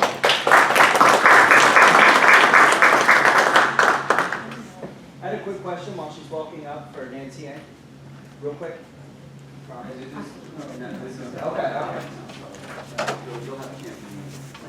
Good evening, everybody. I'm Laurie Stout, one of the art teachers from the high school. One of the things, too, I think that's important was years before we even got to this point, we had the opportunity to sit down with George Moore and his assistant and actually work with them on a rough draft. And I really think that was awesome that they allowed us for our input, even in that initial draft. And then we received them a couple of years later, our blueprints, and that's when we started digging in and really with our end user meetings and basically progressing as what the needs would be for the art rooms. If you knew Sue Quinquay, that's why I replaced, and in that space, there was a lot of mixed kind of something that her husband built, so it was a great opportunity to finally get a really well-functioning organizational and also safety. Safety was really, really important in my designing and helping out with this process. So we have we also took our kiln, which was sitting actually in the classroom, and we've isolated it, and we have a wonderful brand new kiln that we're going to be able to utilize and use. We also, just the fact that we have central air, and I know that's kind of not, it's with everybody, that's also a big great air quality going through that room instead of having 5 windows open, or something like that. That was also very important within that part of the planning. I think also just the ability to be able to have proper critiques. If you know about art, you hang art on a wall, and as a class and part of our curriculum, it's really important to be able to see everybody's work and have good constructive criticism, but also positive feedback from your peers, not only from me. We could never do that in that space before. We always, because one of the other things was too, is every art class at the high school has been taught out of one space instead of 2. We lost that second space to family consumer science for 3 years, and then I lost it partially to my neighbor, Chris Polk. He was next door, so right at this moment, I'm working on finally moving the rest of the supplies into the next classroom, which is being more of our crafts, our ceramics, glass, joy making, metal smithing, classroom versus on fine arts room, which we teach drawing and painting. So it's great also to be able to utilize those spaces for those specific things and keep them separate. And so I've never really been in that position too much for that to happen. And I think it's upon us, and I can't wait to see what next year brings, because it's been quite a while for that actually to be happening. So, and that's really, does anybody have any questions? Thank you.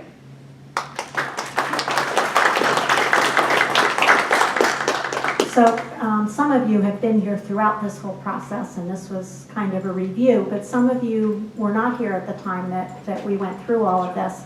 And so I guess the point that I wanted to bring it back and close with is that whether you're talking about the turf field for athletics, or you're talking about the art studios or the dance studio for our arts programs, or our chef's lab, or Project Lead the Way classrooms for teaching engineering. So whether it's arts or athletics or academics, the change orders that we did throughout the project directly met the needs of students. And it's easy not to remember that connection, I think, when we're talking about the construction aspects. So hopefully hearing from our teachers helped bring that back and remember that all of those changes ultimately benefit our kids.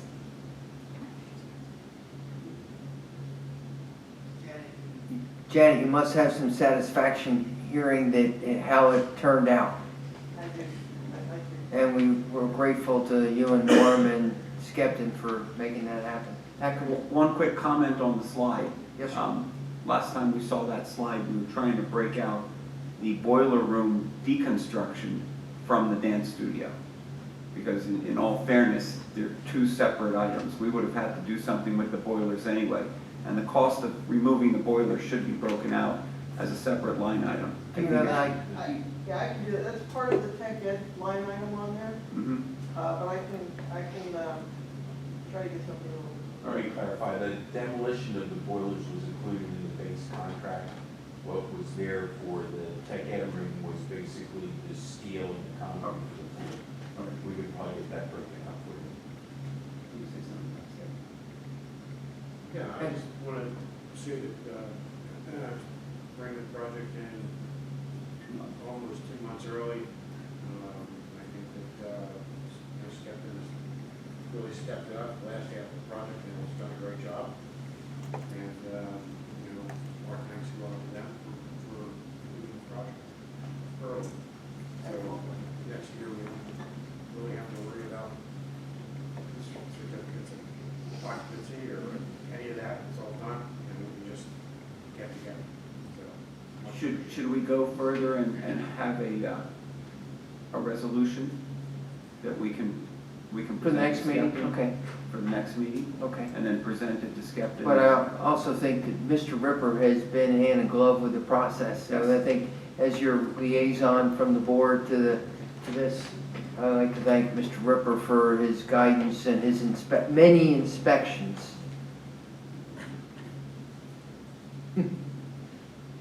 So would anybody on the board be opposed to having a resolution at the next board meeting that we vote on, congratulating Skepton on their outstanding job of bringing the project in a couple months early? All right. That completes the superintendent's report, sir. All right. Thank you very much, Dr. Harner. We do not have a student representative tonight. So we're on to the standing committee reports, and the first is the Facilities and Finance Committee discussion. Mr. Shermer, are you going to lead that? We can get into that when we get to the voting items, I think, because that's... Okay. Then we have the Policy Committee report. At the President's request last meeting, we had a policy committee meeting prior to this meeting, specifically to discuss policy 211, which has to do with student accident insurance. We reviewed it. The language was changed. You'll find a copy of the new policy in board docs. Pretty much what we've done is we've changed the language so that clearly proof of medical insurance is required from all student athletes. Requested. Excuse me. Also, we have decided to go ahead and use the $500 deductible version of the rider for athletic insurance. The $500 deductible being paid by the participant. And we have also decided to increase the pay-to-play fee from $50 to $75 to help mitigate the increase in our insurance premiums based on past history. It appears that that trend is going to continue at least in the short term.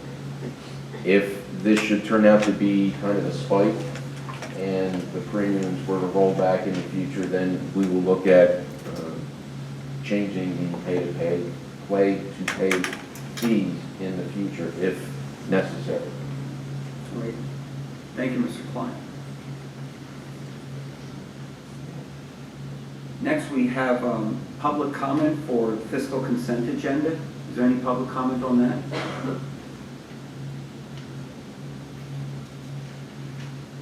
Without any public comment, we have 2 items on the fiscal consent agenda. The first item is to approve the agreement for the Adobe software licensing in the amount of $11,400 and approve the change orders for the sports complex in the amount of $3.6 million. Does any board member want to break those 2 out and vote on them separately? Yes. All right. So we're voting on the Adobe software licensing. May I have a motion to approve that? Adobe. Yep. So moved. That's Mr. Jackson, second. Mr. Kern. Any discussion? Excuse me. Can somebody please tell us what the $3.7 million is for? We're not talking about that right now. Okay, I thought you mentioned Thank you. it, sorry. I thought you were voting on it. We're talking about it. Yeah. We split it out, so that's the next thing. Any discussion? No. All in favor, please say aye. Aye. Opposed? Motion carries unanimously.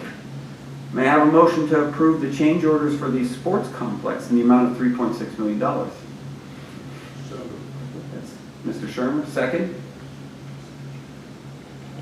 That's Mr. Jackson. All right, discussion on this one. I have a question based on some of the comments that Mr. Riegel made earlier regarding the bond issues.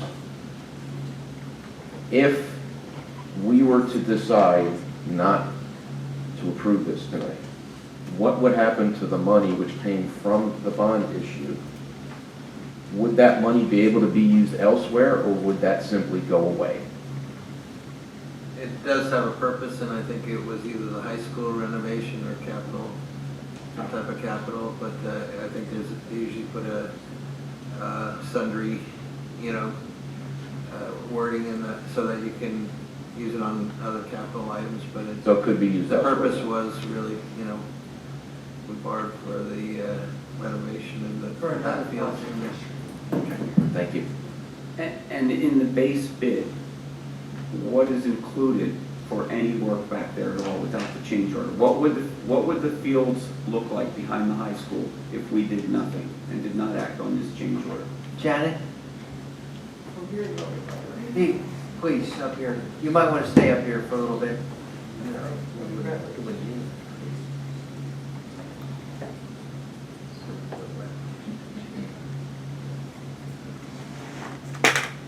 The scope of work behind the student parking lot, which is the area we're talking about, was basically to take the current baseball field, softball field, and just do a little regrading to smooth things out and some reseeding.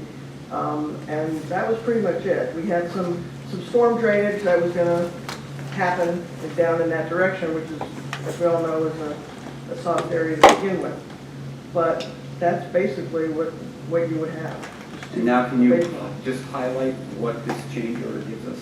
The change order is going to give you an additional practice, and it's removing those 2 ball fields.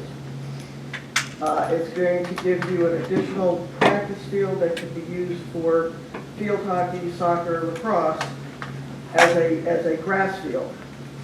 And then you'll have a turf field that is a multi-purpose sport field that we'll talk about. That will have field lighting, so it can be used well into, after dark.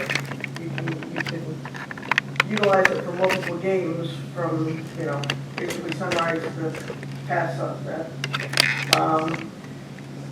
you will have, we have to bring electrical service to the site, which will be separate from the high school for the site lighting. You will have an irrigation system there is a football practice field that is under the original contract. It's going into place where the old tennis courts were. That stays, that hasn't been changed. There's been some slight modifications for the new design, but minimal. That will have irrigation as well as the other practice field. But in addition to that, you will have a regrading of the storm system from the parking lots on the back of the building, and that will take it all past all of your new practice fields. So you shouldn't have any issue of, if you have a rainstorm one day, you'll still be able to use the fields the next day. They will drain. They're not going to be ponding water. So all that water is going to go down into what is now a 100-year floodplain, which is that pond that Dr. Harner spoke about earlier. You will have an area that is currently the baseball fields that by design you can use if the ground is soft, dry. I'm sure you can find a purpose for practice of science sports or whatever. But basically you're getting 2 new fields that are going to give you more usability, wearability for a longer duration during the course of the day and the week.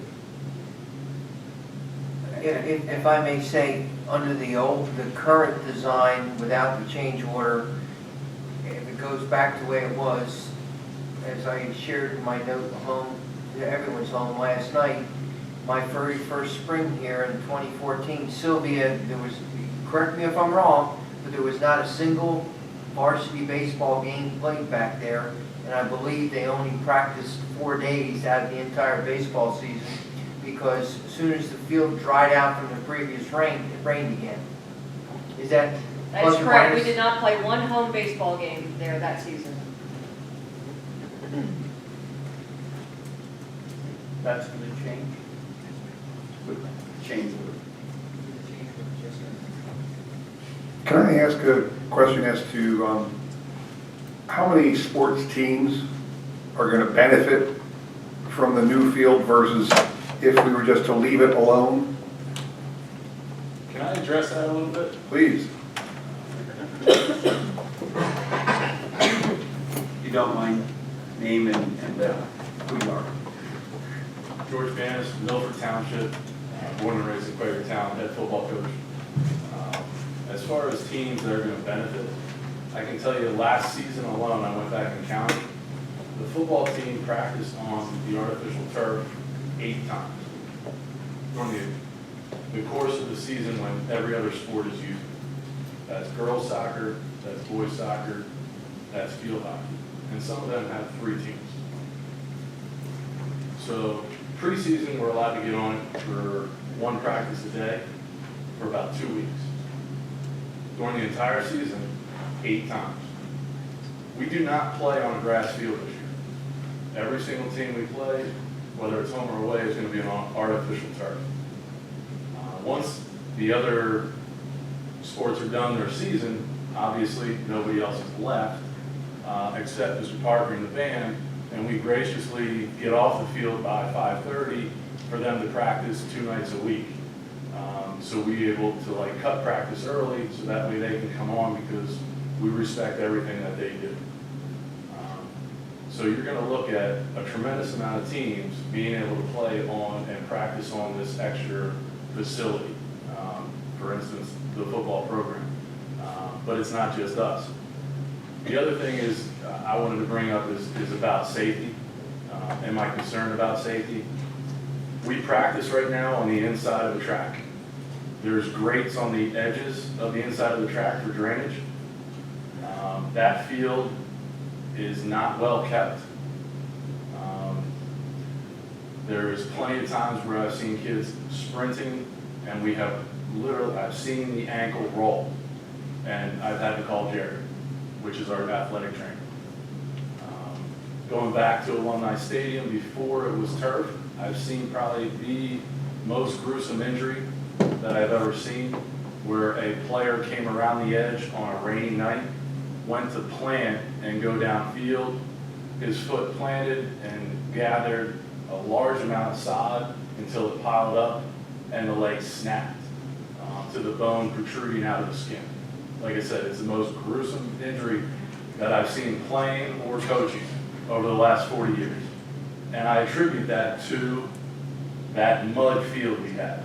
It was crabgrass and mud, and that's about it. Since that occurred, I haven't seen, knock on wood, all right, fractures as far as injuries. Do we have ACL tears and things like that? Yes, but you're going to have them because of the amount of athletes playing the sport.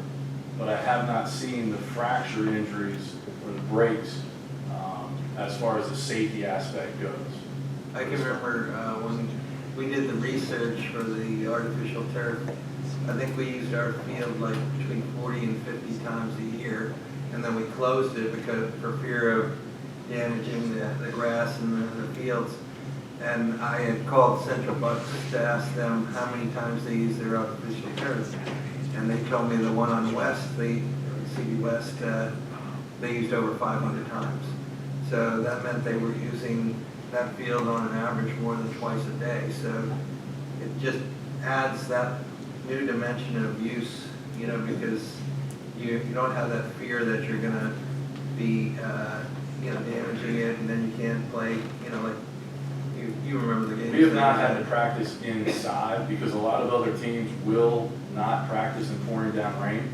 The football program hasn't had to practice inside of a gymnasium now because we'll just go out in the pouring down rain because we can go on the turf and not have to worry about it. Are we going to get wet? Yes, but we can get a lot more done on a full field than we can in a very small gymnasium. The other thing that people haven't touched on either, Quakertown's built on a swamp.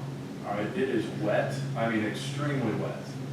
Our baseball and softball programs use the turf field in the springtime as well.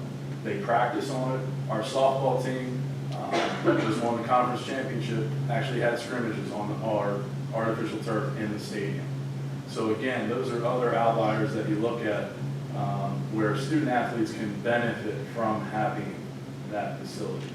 And I think there's a lot of other programs. Gym classes use it daily. Rather than going outside on wet grass and mud, they go out and use that facility all the time. So as far as how many people use it, you got to look outside the box, not just, a football team that literally, we play 6 games a year on it, and we have 8 practices. Do any of the sports teams from Strayer make it over to that area, or is there any plans with a newer field, a better field, to have any of those teams utilize that space? Thank you, Mr. Benz. That's the question, sir.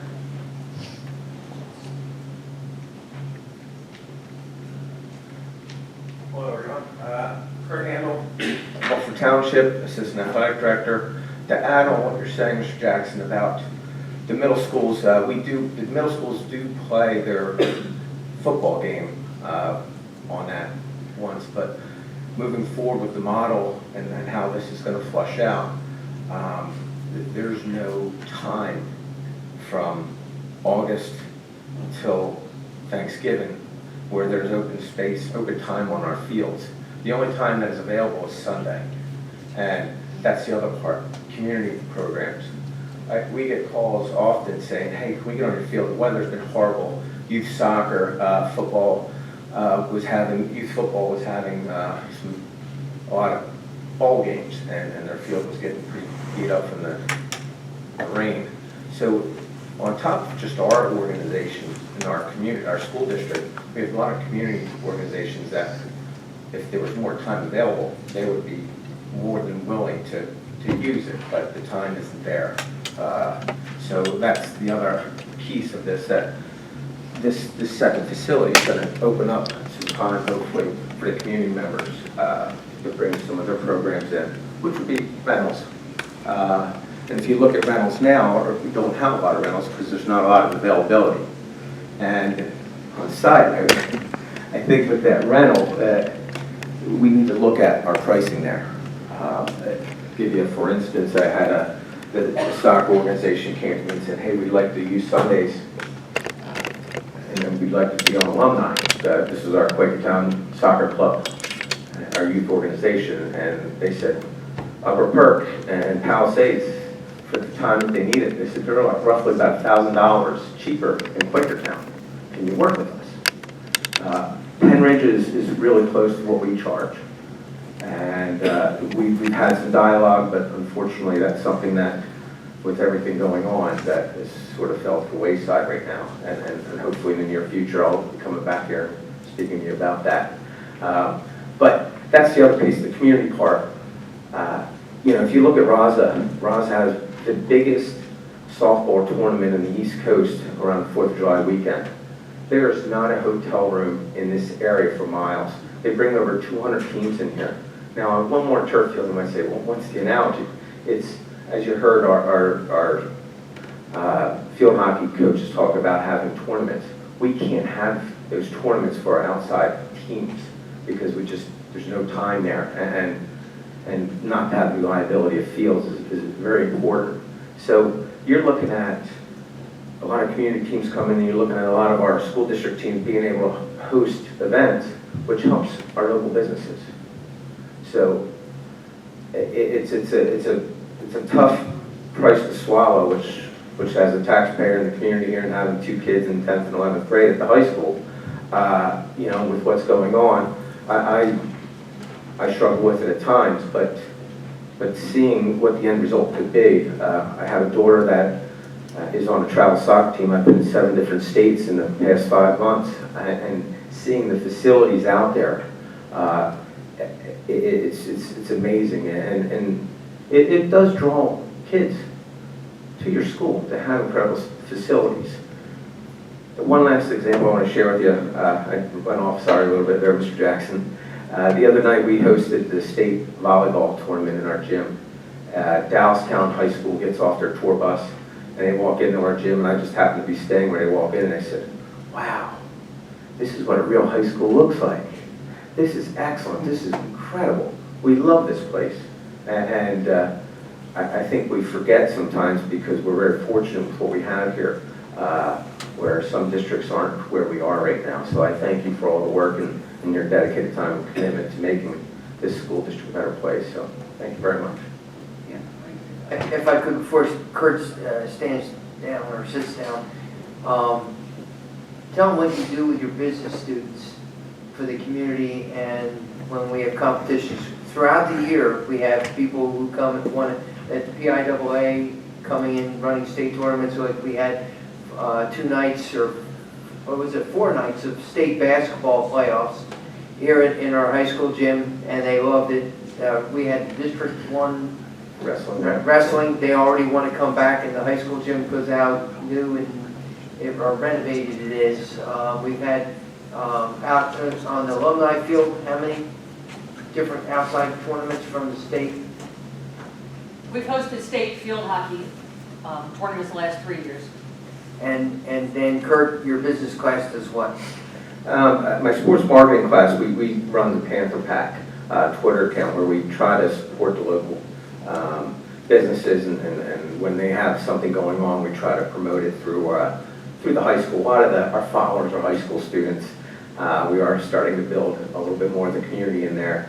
So that's the one part that we do as far as promoting the local communities. Restaurants. Yes. Yep. In my entrepreneurship class, we talk about you know, how to get business, how do you acquire business, how much does that cost, all that wonderful stuff, and we try to say, hey, we're going to try to get you some free business. And our kids, they create a big spreadsheet that's updated with all the local eateries in our whole community, location, what they serve, price range, sort of like a Yelp of Quakertown on a quick little sheet that they get when they come in. They pay their entry fee, and then we hand them the sheet. So, yeah. So we're a destination. Dr. Harner, when we originally looked at alumni field and turfing that, it was a financial benefit. It was a financial proposition to turf the field, and of course safety as well. And I think we've shown prior to this that indeed we've met, the field actually ends up making money for the school district. One of the interesting things is we've always looked at the fields behind the high school as practice fields.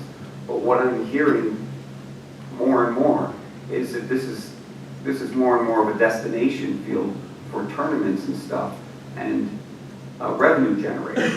This is the tournament field for the lower density sports, or the soccer, field hockey, lacrosse. That is their field, and part of the change order are the bleachers, the fence that goes around it, and all that. So out of the the 1.5 million or 1.6 we spent on alumni field, that's approximately $100,000 a year payment on the bond. And I think we clearly make more than that in revenue. What do we make on revenue? Is there a figure? We can look at that. We saw it before. Last year we saw a number that exceeded 100. But I don't think it's that large, sir. I don't mean that. But out of the 3.6 million, the turf part is about 1.2 million. Will you gate receipts for a Friday night game, Sylvia? Yeah. Well, yeah, depends, right, on a Thanksgiving day, it can be up to 20,000. On a regular football night, probably 8,000 to 10,000 in ticket sales. That's six home games plus Correct. That's the numbers that we saw. Okay, You add that up. sorry. You add that up for the whole year in all the sports, and it turns out to be, plus the rentals, turns out to be over the 100,000. But the point is that what we're really talking about here is the turf field, which will be about 1.2 million maybe. Sylvia's 1.2 million. So that'll work out to be maybe $70,000 or $80,000 in an annual payment to add the turf field. So is there, and I know putting you on the spot, is there any chance that if we have tournaments and other events at this field and it becomes a destination, could we at all make a financial argument to put the turf field in based on the revenues we generate? I think you just made the case, sir. You just made the financial case. All right. Thank you. I have a question on the, Keith Micucci, is it public comment? This isn't public No, comment. this is not public comment. We're talking about the staff. We're inviting the staff to speak. This is, no. we had the public comment prior to the motions. Fair enough. The $3.6 million, is there any offset credit from what was supposed to be there, or is this in addition to what's out there? Janet? Again, the only thing that would have been a credit, well, that is a credit, is to do some regrading of the baseball fields. So there really isn't a large dollar value. It is included in this price. The way the contractor worked it out is he figured out the quantities of materials he needed under the base contract and what he needed under the proposed changes, and then just took that quantity out to develop his final number. I can get a value from him. So this is a What was the true addition? True number, yes. Okay, so this is a true addition. Yes. Now, the 3.6 does not include the accessory building or the sound system. Correct. And on the note here, it says that that would be installed by, with QCSD forces. But that's like another 700,000. Kelly? Rob? We're in the range of 600. We're still trimming numbers, but we see at least a $300,000 savings if we do that for ourselves. Okay, because the two items here are like $975,000. Those are contractor prices. Right, so if you save 300, you're at 675, close to 700,000. So we're really looking at like 4.2, 4.7, Kelly? I mean, 4.3? If we do that, we can defer those costs of maintenance specific to our field. The accessory building is restrooms that would support that color in the area. So that could be put on hold, we could do it another time, but the important part is the turf field, the fencing, and the associated electric. and the additional practice field, and it's important to note for you all, most of you know this, but for the audience, it's building up the back. The reason why it won't be in the swamp anymore, it's being built up 5 to 8 feet in the back. And that, Let me add that. Trying to get the true number Right, out. yeah, but let's be clear, what we're voting on does not include the building, that's a separate vote and separate discussion Yes. on future dates. Okay, one thing I wanted to point out that as part of this, under the entire turf field is an extended detention pond, so that all of the water running off is not just running down into the old baseball fields and creating a swamp. We have it channeled in swales on either side of what used to be the ball fields to get down to the pond and the stream below. So the intent is to get, a drier area down there that can be used as an accessory for, smaller groups of practice. Janet, how high is this area going to be built up? 5 feet or 8? You said? From the current elevations, Yes. pardon me, small drawing. At the center of the synthetic turf field, elevation is approximately 501 feet. That's the new elevation. The existing grade at that location, I'm trying to follow numbers around here, about 4.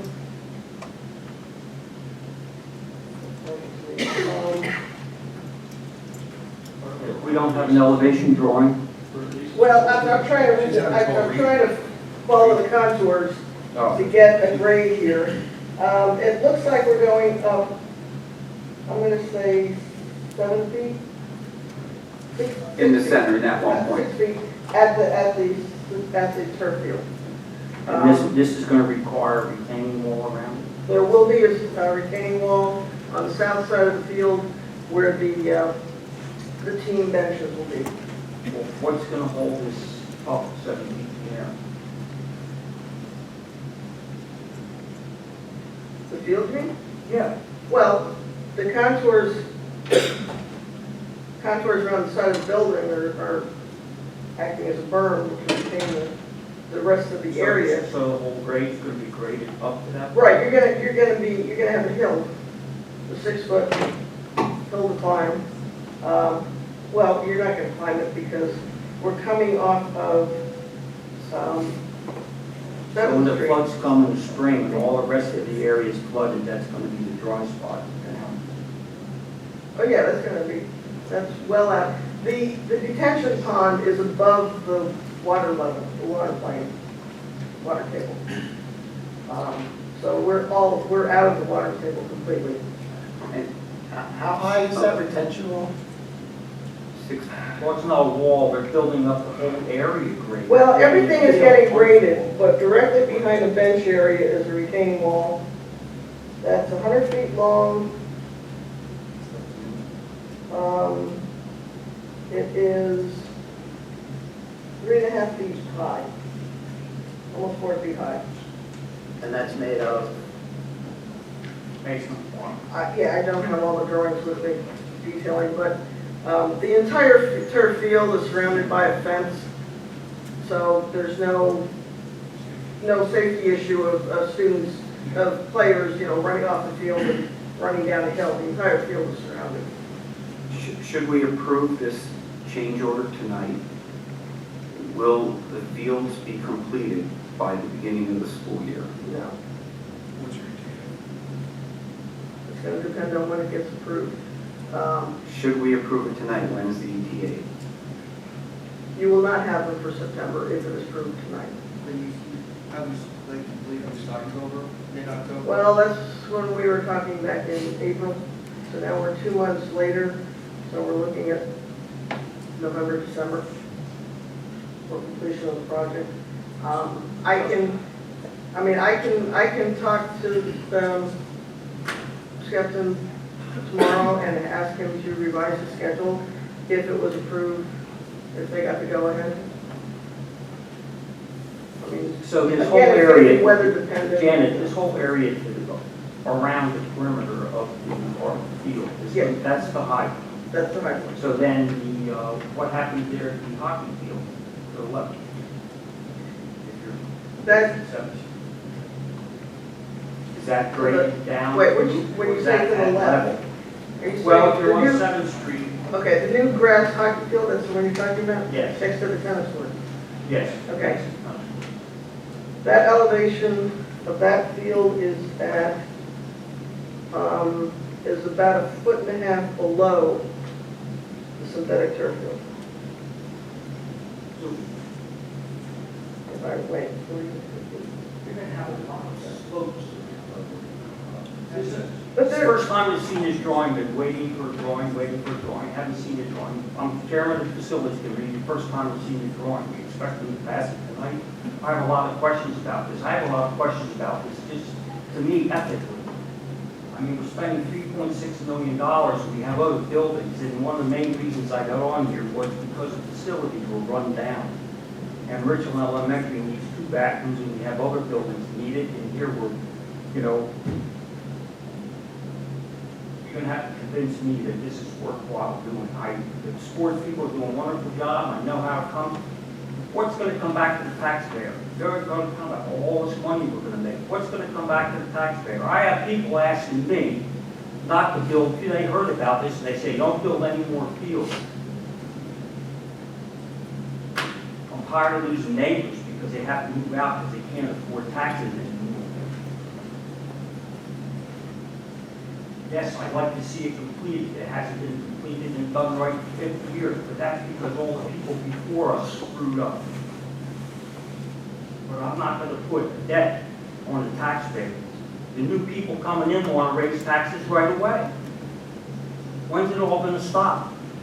75% of the people in this district do not have children.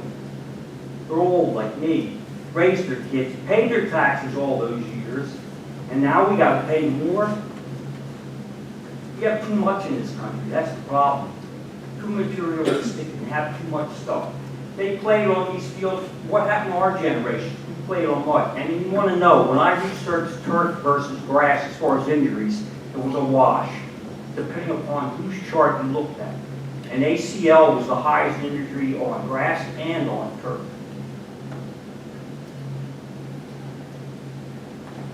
So I'm not happy because, as I said, this is all surprising. It's the first time I've seen the drawing, and it hasn't been discussed in my committee. And with $3.6 million in more athletic fields, we put 2.8 in go on already. One's not good enough. You tell that to the old people who are going to lose their houses and raise the taxes. 75% of them live in this district.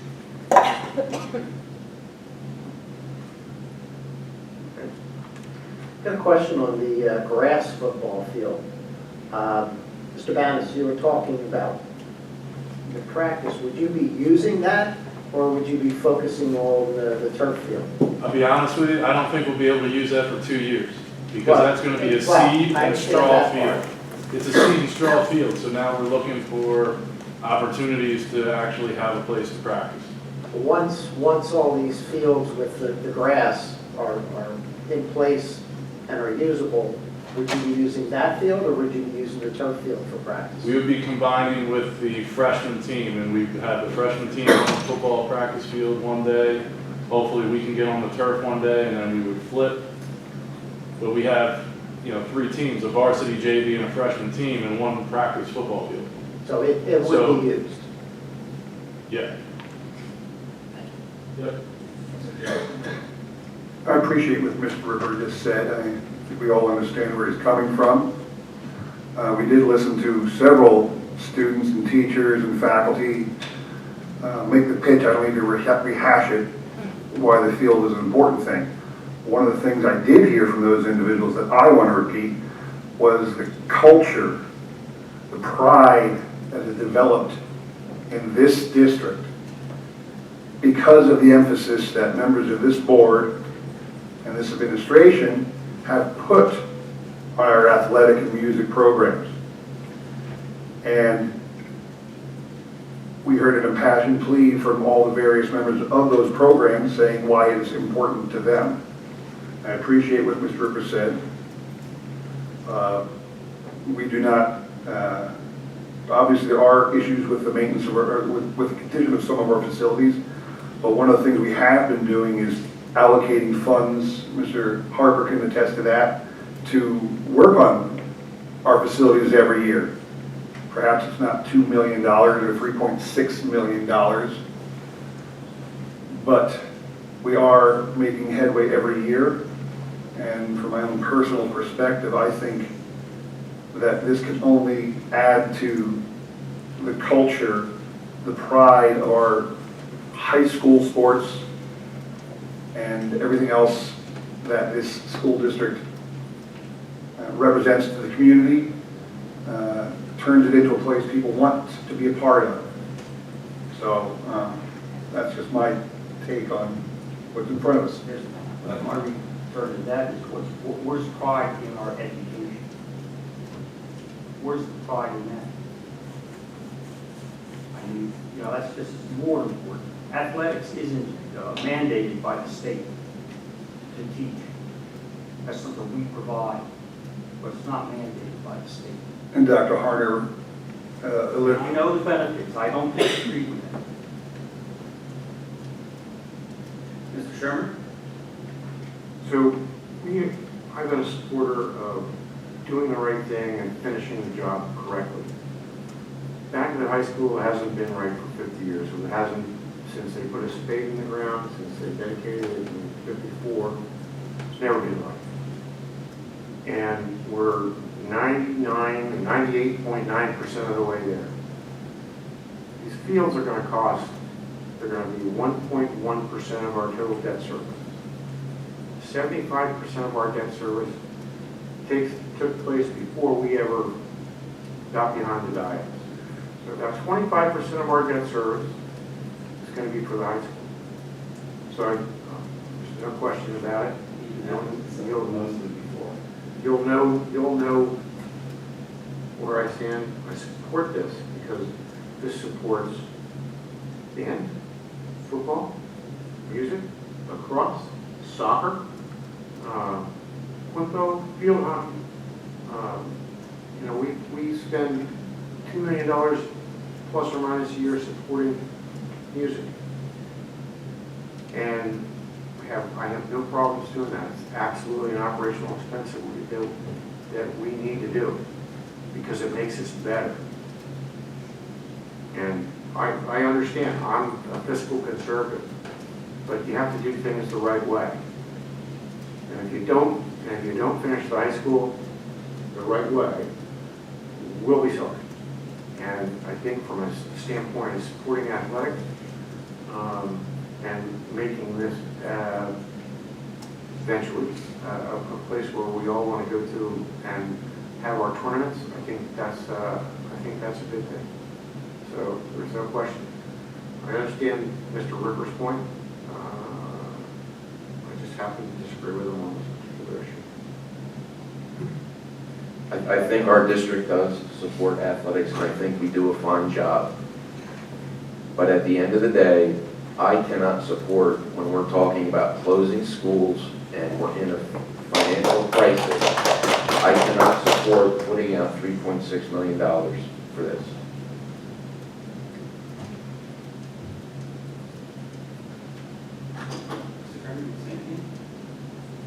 What would be the impact if we said we didn't want to do this right now? Is it truly 3.6 million to the bottom line, or is it 70,000 or 100,000? Because this money was committed years ago, right? This didn't just happen last month. I mean, that's the last bond issue, money borrowed, which I, to a certain extent, is also but according to the debt service breakdown here, it's $164,000 each year that it costs us. Now, what if you don't put that? Talk about the boiler room, because there was another plan for that room. It wasn't that, it was just that it came for a beginning. There was another plan.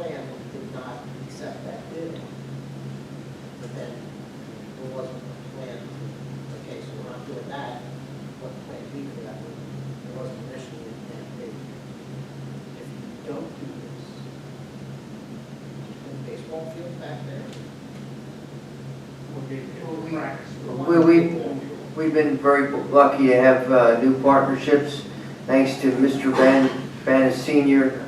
And he came to one of our facilities meetings and talked, because we were talking about another plan, and our baseball is we're in a written agreement with the borough for baseball using Memorial Field, an incredible price of only $1,000 a year in that partnership, and then the same thing with RASA. And well, as you know from our previous discussion last board meeting about that budding relationship with RASA to support our girls softball program out there. So baseball wouldn't be there, it would be, it should just be just leveled, and if swamp would be continued, probably, and it would be lined for football or lacrosse or field hockey or whatever. I am concerned, as Mr. Ripper said, about the facilities committee meetings have kind of fallen to the wayside. There hasn't been many of those meetings since the beginning of the year. We have this that we didn't really review in depth at a meeting. There's the parking lot changes that are in here that we didn't look at a facilities meeting. And it is a concern of mine that we're just kind of either rushing some of this stuff through, or whatever the reason is, we're not following the process. Parking lot lights, just reverting back to the original design, if you recall, this is. Not the lights, there's a whole thing in here about the different options to go to the rear parking lot, the front parking lot. I guess the original bid was for steel coating, and there's more changes that are coming in there. A couple of years ago, with the fields in the back, Kelly and I got the head groundskeeper for the Iron Pigs to come to, and he was going to fix it he was going to work on it, not fix it. We was going to try to fix it for free, and he looked at the fields, and they put a bunch of clay in there to try to absorb water, and he said that these fields are unplayable, unless you elevate it like we're doing, you just can't play on them because of the water issues. I mean, you guys are looking at it, the parking lot stuff, but if you go into the facilities, finance committee discussion, this parking lot, may not be voted on. A lot of things that really should be going through the facilities committee. I agree. I think it should go through facilities committee. I really do.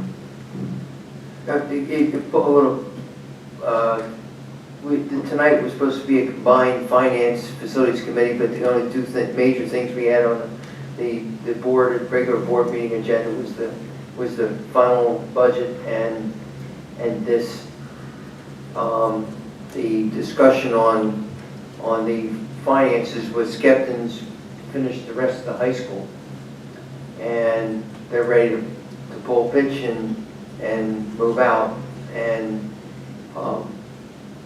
we've been waiting. The reason this has been delayed is we've been working on this for 3 years. The diagrams have been around for everything but this one.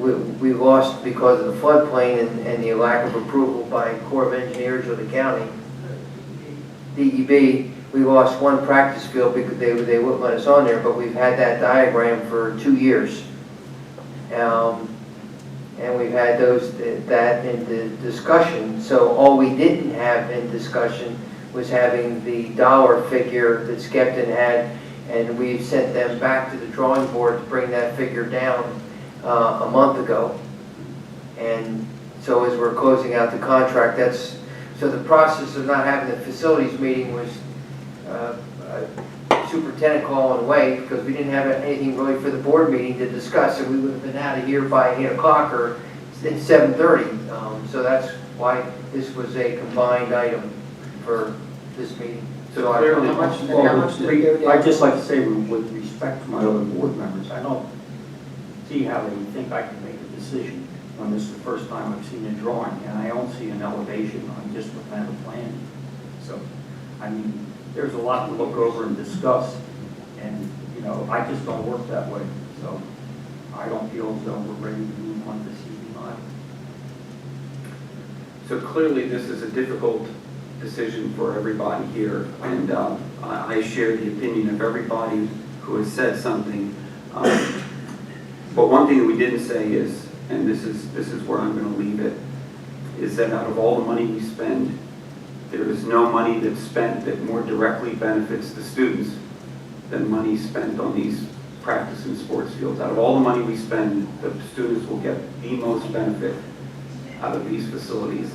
So for me, even though it's a very difficult decision, that aspect tips it in favor of supporting this. So if anybody, if we're done with this discussion, we should move on with the vote. All in favor, please say aye. Aye. Opposed? Nay. Opposed? I would suggest you do a roll call, so it's clear.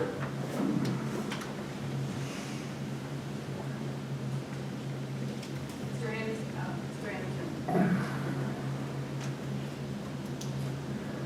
I guess a very reserved yes. Mr. Jackson? Yes. Mr. Kern? Aye. Mr. Klein? No. Mr. Ripper? No. Mr. Shermer? Yeah. Mr. Smith? As Dave said, this is very difficult. President Steppenwolf? Yes. 6-2. Motion passes 6-2. All right.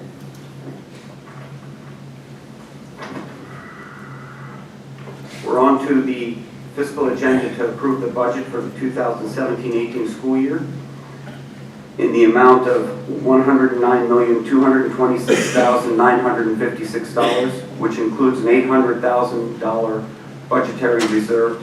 The proposed millage rate increase is 157.77, an increase of 4.46 mils, or 2.9% over the 2016. 17 millage rate of 153.32 mils. The proposed expenditures are $4,538,281 more than the 2016-17 budget, for an increase of 4.33%. May I have a motion to approve the final budget for the 2017-18 fiscal year? So moved. Mr. Anderson. Second? Second. Mr. Sherman. Discussion. Is it possible for Dr. Harner or Ms. Edwards to just detail the options that were included in this budget so that the public is well aware? Mr. Kuzo, would you open up the item, the past presentation from the last? It's in board docs, sir.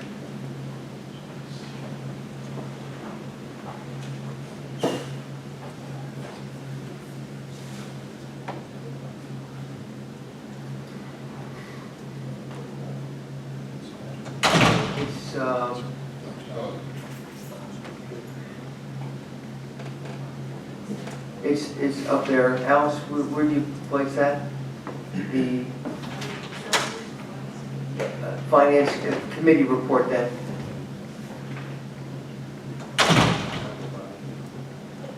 Well, while you're looking for that, Mr.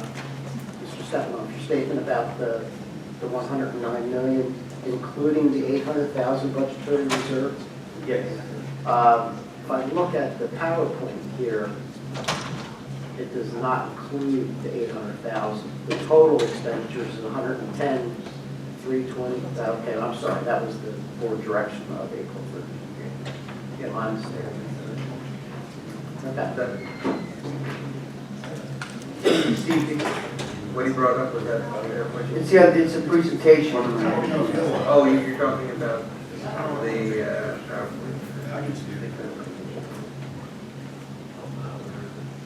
It's under the standing committee reports. Finance and Facilities Committee.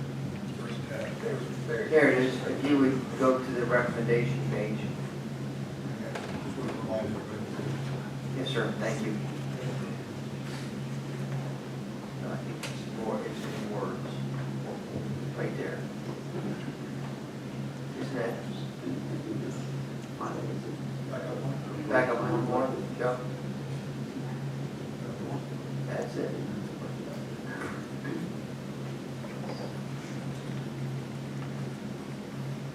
And with some words that were directing us to plan for different options. So, that was in there.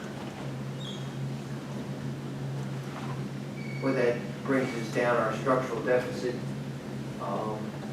total structural deficit down from 4.7 million down to 2.34 million. And then if you recall the PFM modeling, that given that the two-year budget recommendations that we have that involve the Hagen Valley, that puts us back into in a positive at the end of the 18-19 academic year. Isn't really most of that, the changes that were made associated with the expected revenue and the reduction of the debt service from 13 million out in year 5 to 10 million? I'm sorry, sir. I don't understand The that. PFM model, Yes, sir. so Hicken is in there, but the majority of the dollars come from increased revenue from an earlier PFM model and a reduction in the debt service, because if you looked out at year 5, the debt service went from 13 million to 10 million, which is implying that we don't do any construction for at least 5 years. No, the initial earlier projection did that, but then we made an apples to apples comparison where we took, the prior one with the $4.6 million shortfall, and we used the same revenue assumptions on that as we did for this particular one, and it still generated negative shortfalls and reduced the fund balance. So we also did take out the elementary school debt service, which started in 2018-19, and both those still, it just generated a smaller shortfall. I think it was in the 4s, and within about 3 years, we would have been in a close to a negative fund balance situation with the PFM projection. But we did. So Hicken Valley over 5 years is about 5 million, right?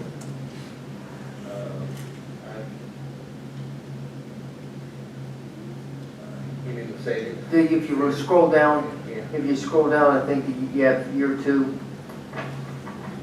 Not in this presentation? Okay, I'm sorry. But I think there were more changes in the budget related to anticipated revenues and reduction in debt service than, for instance, originally we had more conservative assessment growth. We had index that was like maybe stayed at 2.9, but what we did was we went back to the shortfall of 4.7, and then we put the assumptions in that we had for this budget, which was growth in index into the 3s, and then also not, like I said, taking out the debt service for the elementary school. And This was so prior it was apples to apples. I know, but if we, I'm saying we just directed the administration to make sure we were in apples to apples. if we had left everything status quo as far as expenditures and only made those changes to the revenue and to the reduction in debt service, but left everything as it is, the majority of the delta would have come through those items as opposed to closing schools. That's my contention. Well, the thing is, you know, when you have a shortfall, you know, of 4.7 and you don't address it, the shortfall carries over to the next year, and then you're adding all the other increases to your expenditures on top of that. So then it just accumulates to the point where even though you might have revenue growth, your overall shortfall is still, you know, there, and it just, you know, spirals your fund balance down to the point where you're in a negative situation. And that's where we were. That's where we were. We had a $4.7 million shortfall, and without addressing it, You're not, either I'm not making myself clear, or you're not getting the point, or we don't want to get the point. My point is, though, when Dr. Harner says, you know, as we go out, we've become positive in out years. I'm saying it's not so much because of the closing of the schools, it's because of other changes that were made to the budgetary lines. I understand what you're saying, sir. I have a, can I ask something? Does the closing of the school represent a permanent reduction that school cost? from year to year to year, yes. Yes. So you're reducing your base, which, So I only say that because you might be right, or there might be some, the simulations, just like weather models, are all about, you know, you're going to be knobs and dials. My point is, you can't deny the fact that if you take a cost out of the budget, it's gone. Whether a simulation reflects it perfectly, properly, it's an immutable fact. If you reduce a number 4 by 2, it's still 2. So that's all I'm saying. So, right. Logical point. Yes. It is a reduction in cost. End of story. Now, it's not end of story, because there's costs on the other side of closing the school. There might be, but I'm just saying. But, you know, if you're just looking at dollars, we might as well close other schools too. Or get rid of other programs. Only the community offers otherwise a school or two. You know, what I'm saying, But what you also have to point out is that you could gain efficiencies, and through using your staff more efficiently in one larger facility compared to 2 smaller ones, you can pick up savings there as well, which aren't directly attributed to the closing of the school, but it's also a fact that if you run the school district more efficiently, you pick up savings there as well. but do you want a mega school? And where was this discussion about efficiencies 6 months ago, 9 months ago? That's been ongoing. I've heard Ms. Edwards talk about efficiencies of staff since the beginning of the year. We should just have a single mega school to make it more efficient, even though the public doesn't really want that. I mean, as, you know, we haven't had a lot of these discussions because we just kind of. Nobody's suggesting a mega this school, through at the end. but Well, it's more efficient. what we are suggesting is that if we have 4 schools operating now, and we can fit without any additions the students that are in 4 schools into 3 schools without going over the capacities of those 3 schools, clearly that is more efficient operation. And we're not talking about mega schools. We're talking about running the district more efficiently within the boundaries of what we have. And right now we have buildings that are not fully utilized. And we are now more fully utilizing the buildings that we have left. There's no denying that. Depending on the scenario, I mean, we've had probably 10 We scenarios. don't have a since the single end of school. March. We don't have a single school that can house all of the 5,500 kids. So that's not even on the table. What we do have is a scenario where we have 4 schools being used that are underutilized currently, and now we are going to utilize them more fully, but not over capacity.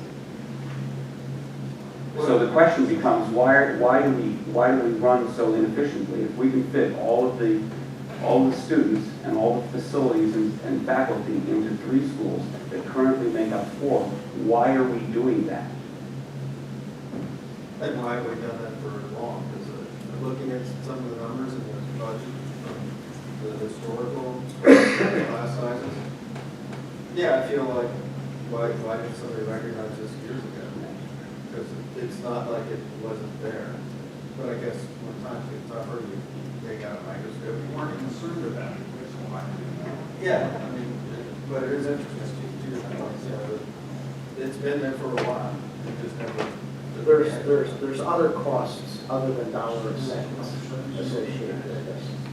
And when I look at When the you were making budget, public comment about closing Haycock School, you said when you close schools, it's all about saving costs.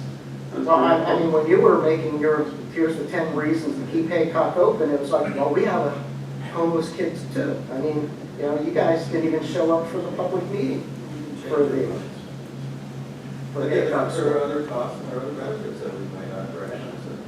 Going back to this budget though, if I look at what our estimated costs are this year versus what we're going to put in the budget, it's a 6.24% increase because the budget was higher than what we're actually spending. It's $6.3 million higher than what we spent last year. And we always hear about PSERS and debt service. Well, that's about $2.5 million of that. And this also includes, that $6.3 million includes $1.2+ million of cuts that have already taken place, where we discontinued the cyber program, we've gotten rid of the team time and other items that are up there. So this, to me, is a highly inflated budget over last year's spending. If we had stayed status quo and kept the cyber program, kept the team time and the other items, you're looking at $7.5 million increase, which is a significant increase above what the standard rate should be. So I think this budget has areas in other than actually even closing some, getting rid of programs and closing schools. Any other comments?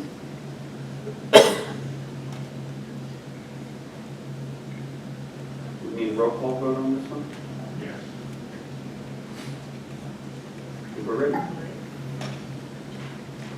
Mr. Anderson? Didn't Mr. Anderson go first in the last roll call vote? Yeah. Give him a break. Yeah, but,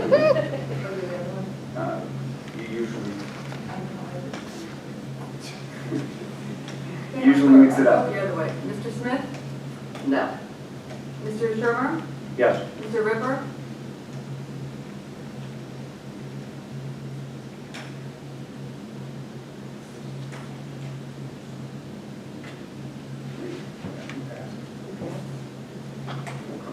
There's not a vote for that.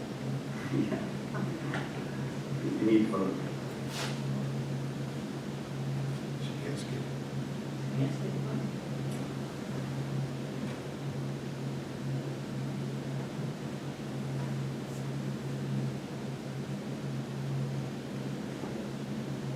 Mr. Klein? No. Mr. Kern? Yes. Mr. Jackson? Yes. Mr. Anderson?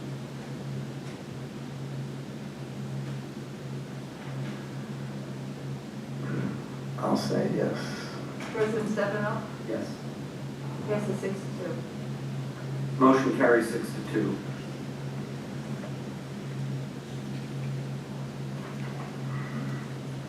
We're on to the vote for the tax resolution. May I have a motion to approve the annual tax resolution for the 2017-2018 school year as presented? And no, the resolution is, you can find it in board docs. It actually is about 2 pages long in number 8 font, it looks like. May I have a motion to approve the tax resolution? Mr. Shermer. And second? Second. Mr. Klein. Any discussion? Yeah. Mr. Klein, you just voted no on the budget? But you're okay raising that?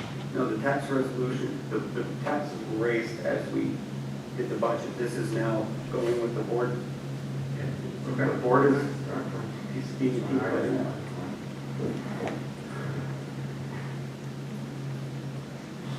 Any discussion? Yes, sir. Someone else. Work the way out. Tuesday's just a question. I didn't hear any comment. This is more formality. Mr. Kern, Yes. Mr. Jackson, Yes. Mr. Anderson, Yes. Mr. Klein, Yes. Mr. Ripper, Mr. Shermer, Yes. Mr. Smith, Yes. President Stefano. Yes. 8-0. Motion carries unanimously. We're on to the public comment for the policies and program items presented for a vote tonight, and there's 4 items. Is there any public comment on that?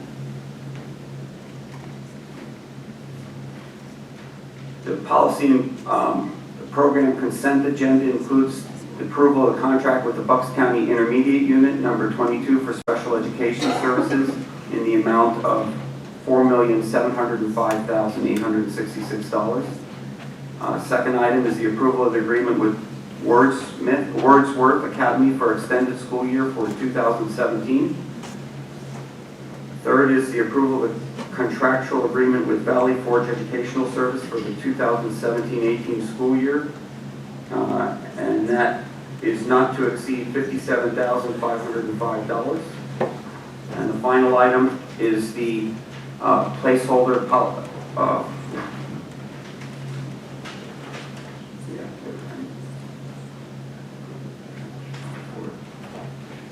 policy 211, student accident insurance, which is pending approval by the policy committee. May I have a motion to approve the policy and program consent agenda as presented?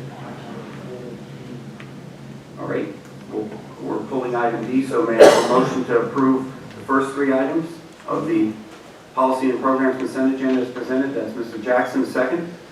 I'll second it. Who was that? Mr. Anderson? All right, any discussion? All in favor, please say aye. Aye. Opposed? Motion carries unanimously.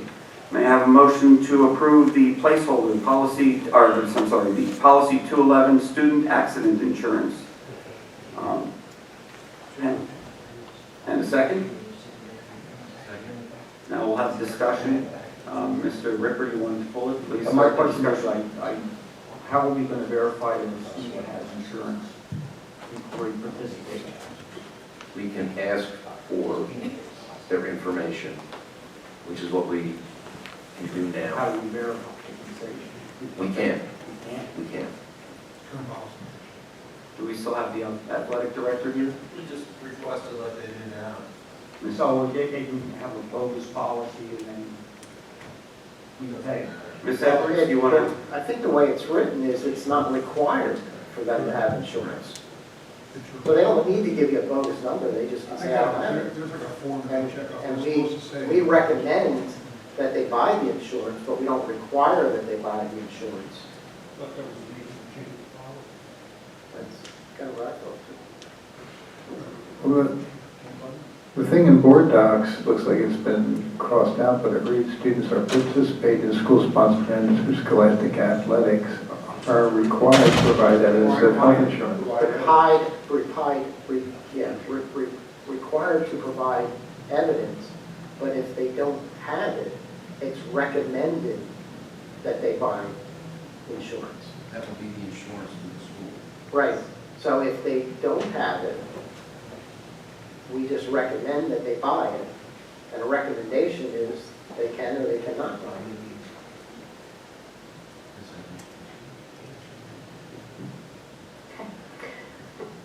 No matter what option is selected, the student accident insurance is never primary. So requiring students to have it with the rider in place provides some protection for the family, but it will never be the primary coverage. So the logic in the option that the policy committee recommended is that we're covering the additional cost associated with what it is likely is a blip in our experience and not a trend, and that we will make up that cost by putting in the deductible, which we talked about at the last meeting, and by increasing the pay-to-play fee by $25 per participant. And that will make us whole or close to that in terms of the cost of the insurance rider that we've been purchasing all along. So what's the difference between the way it used to be and the way it is now, other than the policy with the deductible? I mean, the requirement on the student is still the same, right? That is correct. We're making up the cost in a different way in order to avoid excluding students from participation who do not have access to health insurance for one reason or another. And isn't that what drove up our costs?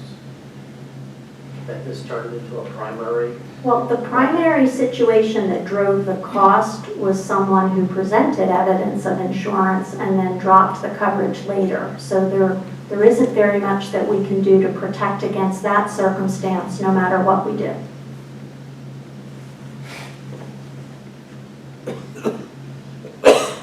In business, I'm required to have insurance and required to submit a form with the current policy dated from the beginning until it terminates. So, Healthcare showing hard says it's good, but I don't think there's like car insurance, I don't think there's an yeah, but there's nothing why a lot of people get away with breaking the law if you don't have insurance, because they're not required to have a policy that states the time that it starts and the time that it ends. But Well, if you have a policy through an employer, it doesn't have an end date until you're ended. And at any time, if you are getting insurance as a subcontractor, for instance, you can present a certificate that says my insurance is valid till such and such date. I can call my insurance company the next day and say, cancel my policy. And that's what we can prevent. Any other discussion? All in favor, please say aye. Aye. Opposed? Motion carries unanimously. All right. We're on to, I don't see public comment. Here we are. We have some informational items. Everybody knows the graduation information and directions to the PPL Center. We need to bring a parking pass. Yeah, it comes out of the sheet. Check $3. Check. You're right, I'm making too much room for it already. Does any board member want to bring up any new business? If not, we're on to the final public comment of the evening. Is there anybody who wants to make public comment, please? Just state your name and your address. I got Keith Nacucci out of Richland Township. So just so I'm clear, tonight we voted for $3.7 million turf field, and next month we're going to vote to close Milford. Is that correct? We didn't vote on the turf field, we voted on several fields. Oh, okay. Thanks for the clarification. 3 fields. All right. Just so I'm clear, is that correct? Correct. And 3.6, thank you. So let me just play this out in my head. So what I heard earlier was that athletics contribute to higher grades, is that correct? Yes, sir. Yes. Okay. Data showed that. So your data also shows that smaller class sizes contributes to higher grades, correct? Okay. So are we going to expect, since we're closing a school, that we will have higher class sizes in the future? I would It's a yes or no. repeat the question. can we expect higher class sizes with closing the school in the future? Average stays the same. Yes. So we can expect higher class Yes, sizes? sir. Okay. We So, have very- so, We have very low class sizes comparatively to. The average class size stays the same. So- overall Average class size stays the same. but we just said, and you agreed, that smaller class sizes contribute to students doing better in the future. At 18 and students to one teacher, yes. Over 18, it's all depends on the quality of the teacher. Okay, so, but my point is that smaller class sizes. Let's just make clear that perform the better. overall class size average will remain the same from. Well, you just said that it would increase. It's It in, would decrease for Strayer students, current Strayer students, So and the- it would increase for the current Milford students. so the average class size will So my remain the point here, same. my point here is, it's not about athletics that cause our students to do and perform I was well. clearing- I agree, The I average class agree, size stays the sir, he already answered the question.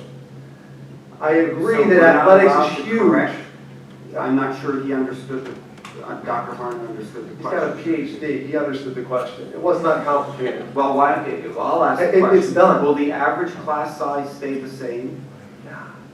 I'm receiving consultation from the person who's done the number crunching, and the answer is the average class size will remain the same. All right. So now you have your answer. Okay, Please so we proceed. reverse course, right? So you changed your I did answer. change my thing. You changed your answer, So for I'd record. like to my answer. We just want to make sure All right. everybody has the right information. Okay. A lot of confusion tonight, which Mr. Ripper, I have to agree with you that if it didn't go through finance or the facilities committee, why would you vote on it, right? Like not reading the policy, why would you vote on it? My point is that athletics is huge. It's important. I don't think many of us disagree. But I think, and you talked, Mr. Jackson, earlier on about culture. You have disrupted the culture of the community by suggesting and going ahead voting on closing a school. So while culture is important in athletics, the community that surrounds Milford and the closing of that school district has been completely disrupted. And by you guys tonight approving a $3.6 million turf complex and sports complex, which again, my kids will benefit greatly from, and we do appreciate it. Closing schools and proposing to next year close schools has me gravely concerned that this ship doesn't know what direction it's going in right now. And I don't even know why you're talking out both sides of your mouth and in one sense saying we have a financial crisis on our hands, and yet you continue to spend and spend and spend on everything that's somewhat important, yet you slam the backs of the teachers who are doing all the work in this district. All the work. All the work. Yes. They are the end. Okay, I stand corrected. All the people at the forefront of the community, the school district, are doing the work, right? Would we agree on that, Mr. Ripper? Would we agree on that? Teachers, janitors? Some teachers are, some aren't. Really? And one of your family members a teacher? I have several school family members that are. And Mr. Ripper, I do like to say that you have raised taxes in office over the last 4 years. I haven't even been in office. What makes you think? So I'm not, so you're saying I'm coming in raising taxes. I'm asking you tonight to watch your spending. And you didn't. It's embarrassing.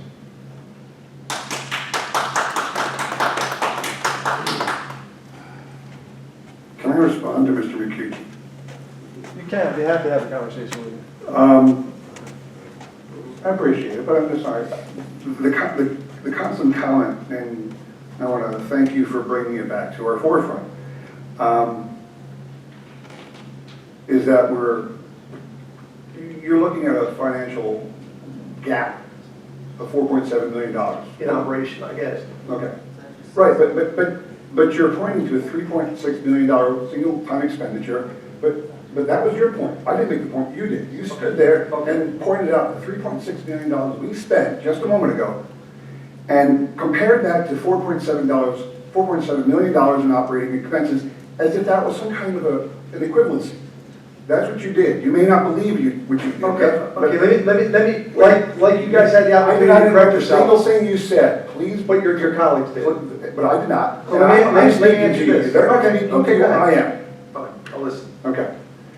So I believe that your comparison is inaccurate in that regard. You're talking about a single expenditure and you're not addressing the $4.7 million operational expense going forward. Would you agree with that? Just what, yes or no? Just like you asked Dr. Harner. Yes or no to that question? So let me go back to the capital, because early on, the reason, and you actually outside were talking to me after one of the board meetings and said that Milford, the problem with Milford is that the boiler's going, it's on the verge of going, and it would be a $1.5 million fix, is that correct? I don't know the exact figure. And does anybody? I've heard $2 million, I've heard 1.5, I'm not sure. Yeah, I know the. Okay, so my understanding was that the boiler was on the fritz. So instead of fixing the boiler and investing any more money, that they were going to close it, and in closing it, they were going to save $1 million in operating expenses year over year. Is that correct? I believe it was 1 point. Say again? Okay, so $1 million.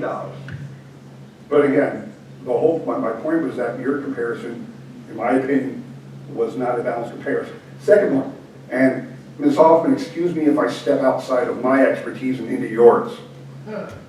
Thank you. I've heard the class size argument a number of times.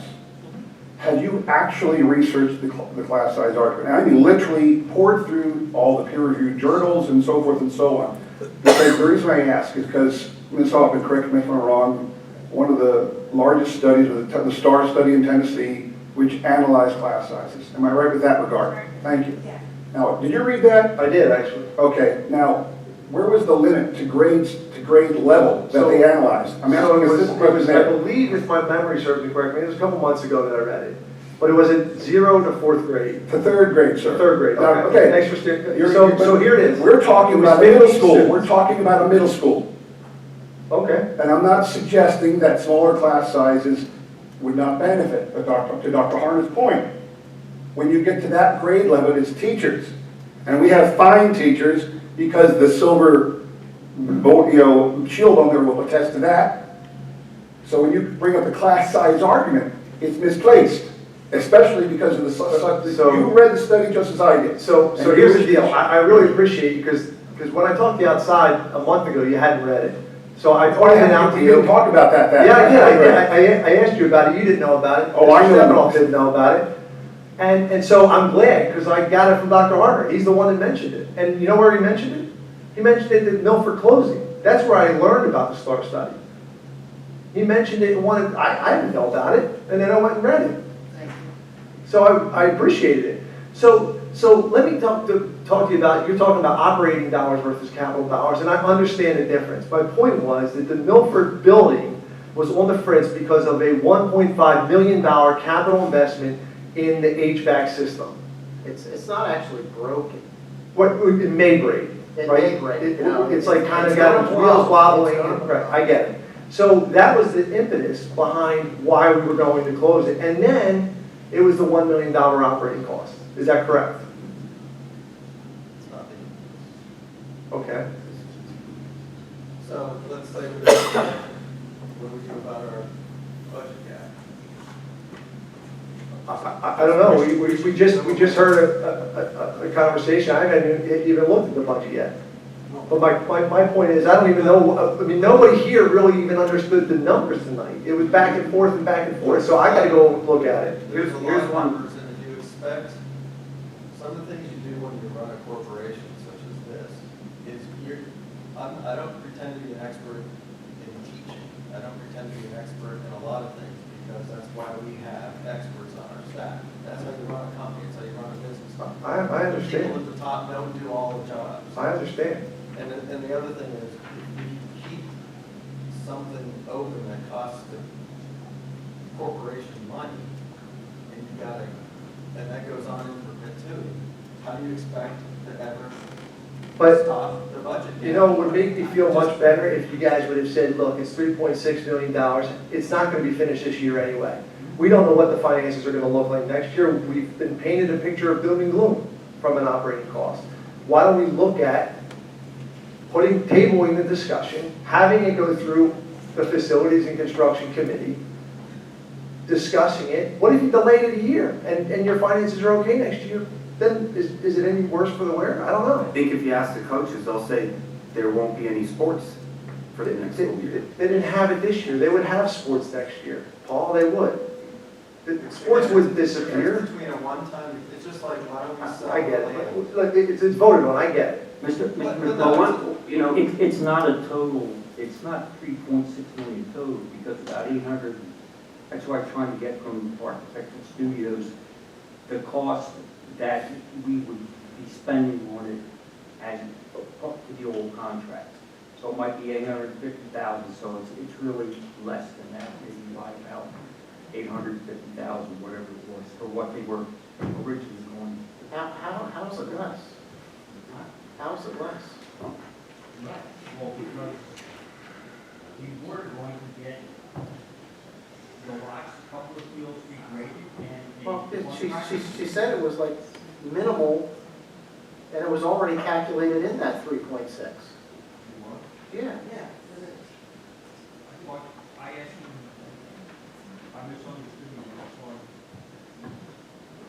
So you asked us some questions, I'll ask you a question now, if I may. If you tell me no, I won't ask. Yeah, Paul, tell me. So, one of the, you talked about Mr. Ripper raising taxes. One of the things that most of the people on this board have done is committed never to raise taxes above the Act 1 index. Okay. Are you ready to make that same commitment? I haven't been on the board, I haven't been elected. It's a yes or no I haven't been elected yet.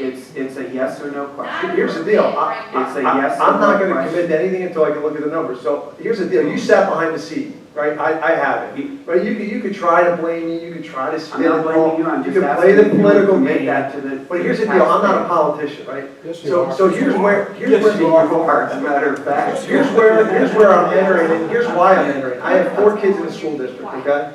And this is why I didn't wait until I had kids out of the school district to run. This is the only reason. So the answer is you will not commit I to have- keeping taxes. Correct, I'm not below gonna the commit, right? So you may raise taxes above that. I may or may not. All right. You're absolutely right. So I have 4 kids in the school district. I happen to have one of them currently in Milford and 2 in Tohickon Valley that will be directly affected by these decisions. That's why I got involved. And that's the only reason I got involved.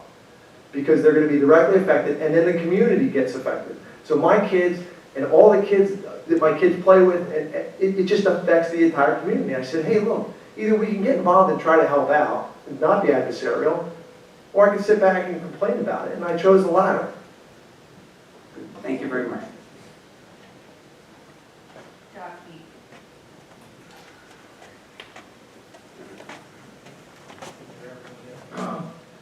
My name is Vick Bartholomew, I'm from Milford Township. Never mind. The problem I have, what I heard tonight, what bothers me is, I grew up here. I played sports here. And when I played, you talk about pride and culture. I went to junior high at the old QE, or the basement league, in the locker room. I'm sure anybody has figured that. And when I was on that track team, 3 years in a row, we didn't lose a track meet. It wasn't because we had the fancy conditions, we had the cinder track. We had pride, and we had a culture because we had coaches and a community that was right there to back you, and you were taught. It didn't matter if you had fancy stuff. When I first started playing football, we had the hand-me-downs, but we still won. Having all the practice fields, I understand that's a great thing to have if you have the money for it. Hey, I'd like to have a brand new Jaguar, but I can't afford it. So you go within your means. That's what I'm saying. The pride in the culture is built within. It's not because you have fancy facilities. That's not what built pride and culture. That's built within a system of coaching and with teaching. That's what did it. That's what did it for me and for my kids. They played sports here. They didn't have all the fancy facilities, but we competed. We were called hayseeds and everything else. My kids went to Milford. We played on a cow pasture back there, and the kids won. They won because they were coached and they had pride in what they did and pride in themselves. But to tie that in with, because the reason why you have to have this, I'm not buying it. As a taxpayer, there's no way I think we should have to do this. No way. So the data was that our sports team's winning percentage was Well- less than 20%. So yes, they won 1 out of every 5, you're correct, but they weren't winning. Well, you know, but not every year I played, we didn't win every year. But we still went out there, and I'm talking about the pride and the culture. That's what everybody said, the pride and culture. I took it as having pride and culture means you're gonna have a brand new facility. That's not gonna make you proud. You're gonna be, oh, that's real nice. That's not gonna make you play better. Your coaches make you play better. Yeah. You have to have good coaches. That's what does it. A new facility doesn't do that. It just doesn't do it. But as a taxpayer, that's what I feel. Thank you very much. Thank you. Any other public comment? All right.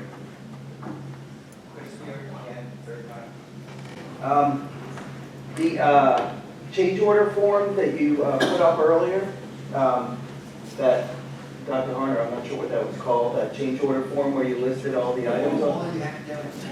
Yes, yeah, that one. On that change order form, you had general construction, electrical, plumbing, but did you include any of the outfitting charges? Like when I was listening to some of the teachers explain, you know, their brand new equipment they were getting for in there, you know, the new ovens, the new, that's all included in that. Okay, so that's, those numbers would be the final numbers, not, you know, there wouldn't be all the extra. There were no change orders, as I recall, for actual fitting out equipment. That was all within the original budget. Yeah.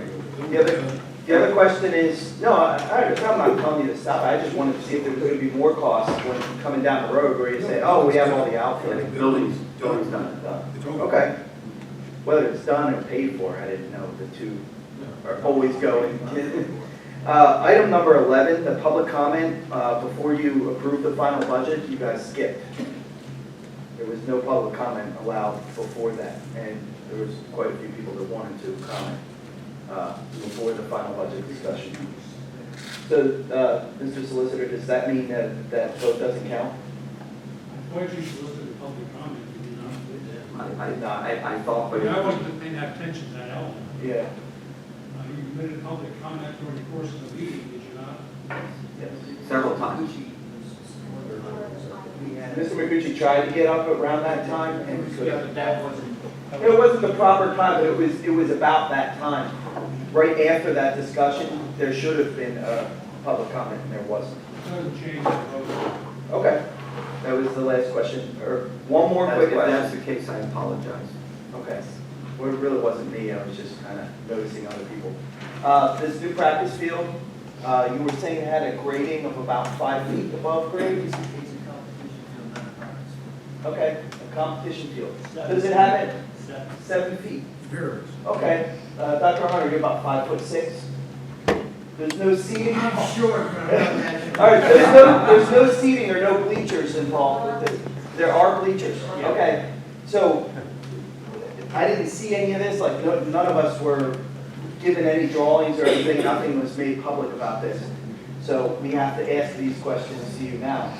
My question was, is there people going to be trying to look at a field 7 feet high from ground level and not being able to see much? The grading's outside the fence, am I correct? Yeah. All the grading. Well, the grading, it moved up. It's outside of the fence. Okay, well, again, we could not see any drawing. We have no idea what you're, I'm trying to visualize it in my head.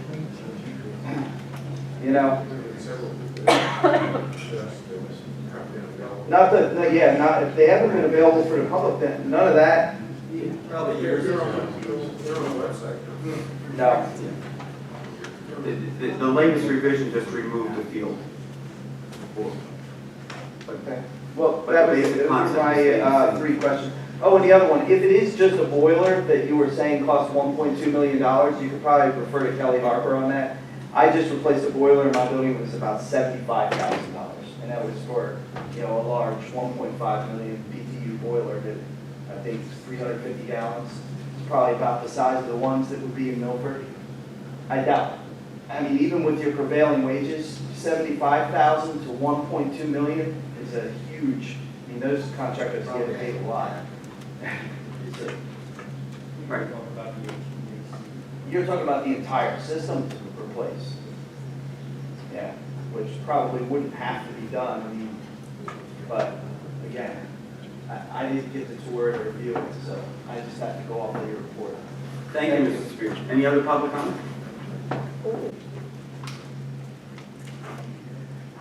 Gina with Milford Township.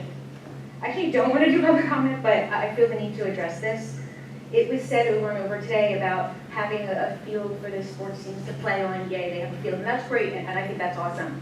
And then Mr. Stefanoff, you had made a comment about how sports are so important. But I just wanted to come from a perspective of my son's not very athletic.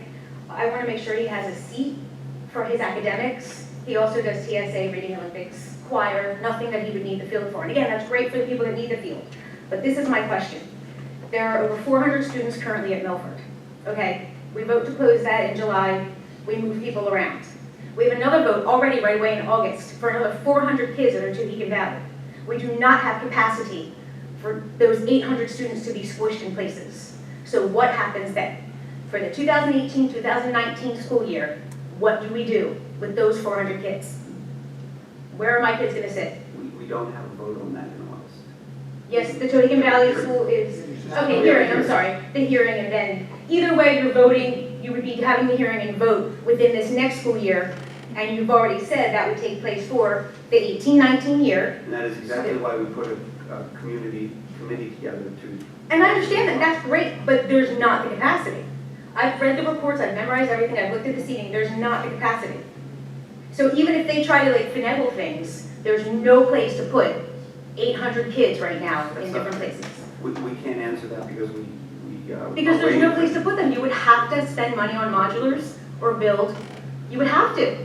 And I think before you make these votes to close schools, you kind of need to know where the kids are going to go academically. Exactly what we're doing. But you just voted all that money for a sports field so people could play. But academics are important. But before we vote on the closure of any schools, we will have a hearing, and before that, we will have a committee that will answer those questions. And if it's not answered, then we will not vote to close the school. You're saying that absolutely right now, that If there is no solution in place. because there's no place to put them, I can tell you that right now. I've looked at everything, and you guys should know that. If you've looked at everything, if you've looked at the facilities reports, and you've looked at the seating and the rooms, and all the nice little, blueprints of the schools, and every single room, and how many they seat, there is not room. I can tell you that right now. Look at it. Go home and look at it. There is not room. There's not room. I would love to have a dialogue with you, or have you send me, there's not room to put them. Come to the committee meetings and discuss it there. That's going to be where it's going to be discussed. I am going to, and I wanted to come to all the meetings, but like the earlier meeting today was canceled, so now we get to be here at 10:30, or whatever. But again, that's my point, I just wanted to put that out there, that it's great to have a field for sports kids to play on, but if we don't have seats for kids to sit and learn, what's the point? That is great to have kids in AP classes and be silver, but that's going to suffer. Any arguments? Okay. So I talk fast and loud. I'm Italian. I'm not big. My husband always says, "Don't yell." I'm not yelling. This really is my inside voice, and I apologize. I'm not trying to be combative. I'm just trying to raise exact points to make sure everybody here. You're not getting an argument from anybody on this board. No, I know. I'm saying I'm not arguing either. If it seems that way. No, I'm saying you're not getting any. I know. We're agreeing with what you're saying. Okay, So- good. So we're So then, for the most part, following right, the well, because Milford of the values, process we don't have the room. for Tuhegan Valley? Or we got a community process for Tuhegan Valley? But Milford, we just decided we're Well, closing. we addressed that the last meeting, and they were just like, yeah, whatever, it doesn't matter. Yeah. And the funny thing is, middle school is a very important, like, you're talking about the high school, where do those high school kids come from? They're coming from the middle school, and that's what we seem to not care about at all. But we're not gonna have these great high school kids if we don't nurture them and teach them in middle school. If they don't have a place to sit, if they don't know where they're having lunch, and I'm not like hand-holding, oh, my kid's so delicate, no. I just like logic, and this does not make sense. That's all, I'm done. Thank you. Last final comment. We're all tired. I'm just going to say it right here. Again, Kaylyn Mitchell. So you just said you do not know yet about what you would do in a situation to close Tuhegan Valley. I feel that we should not close any schools, absolutely none, unless we had a 5-year long-term plan.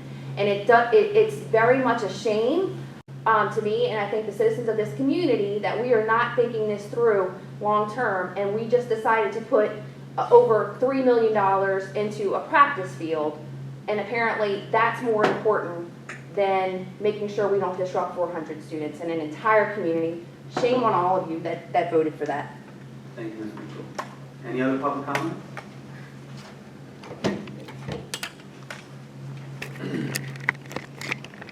All right, we're on to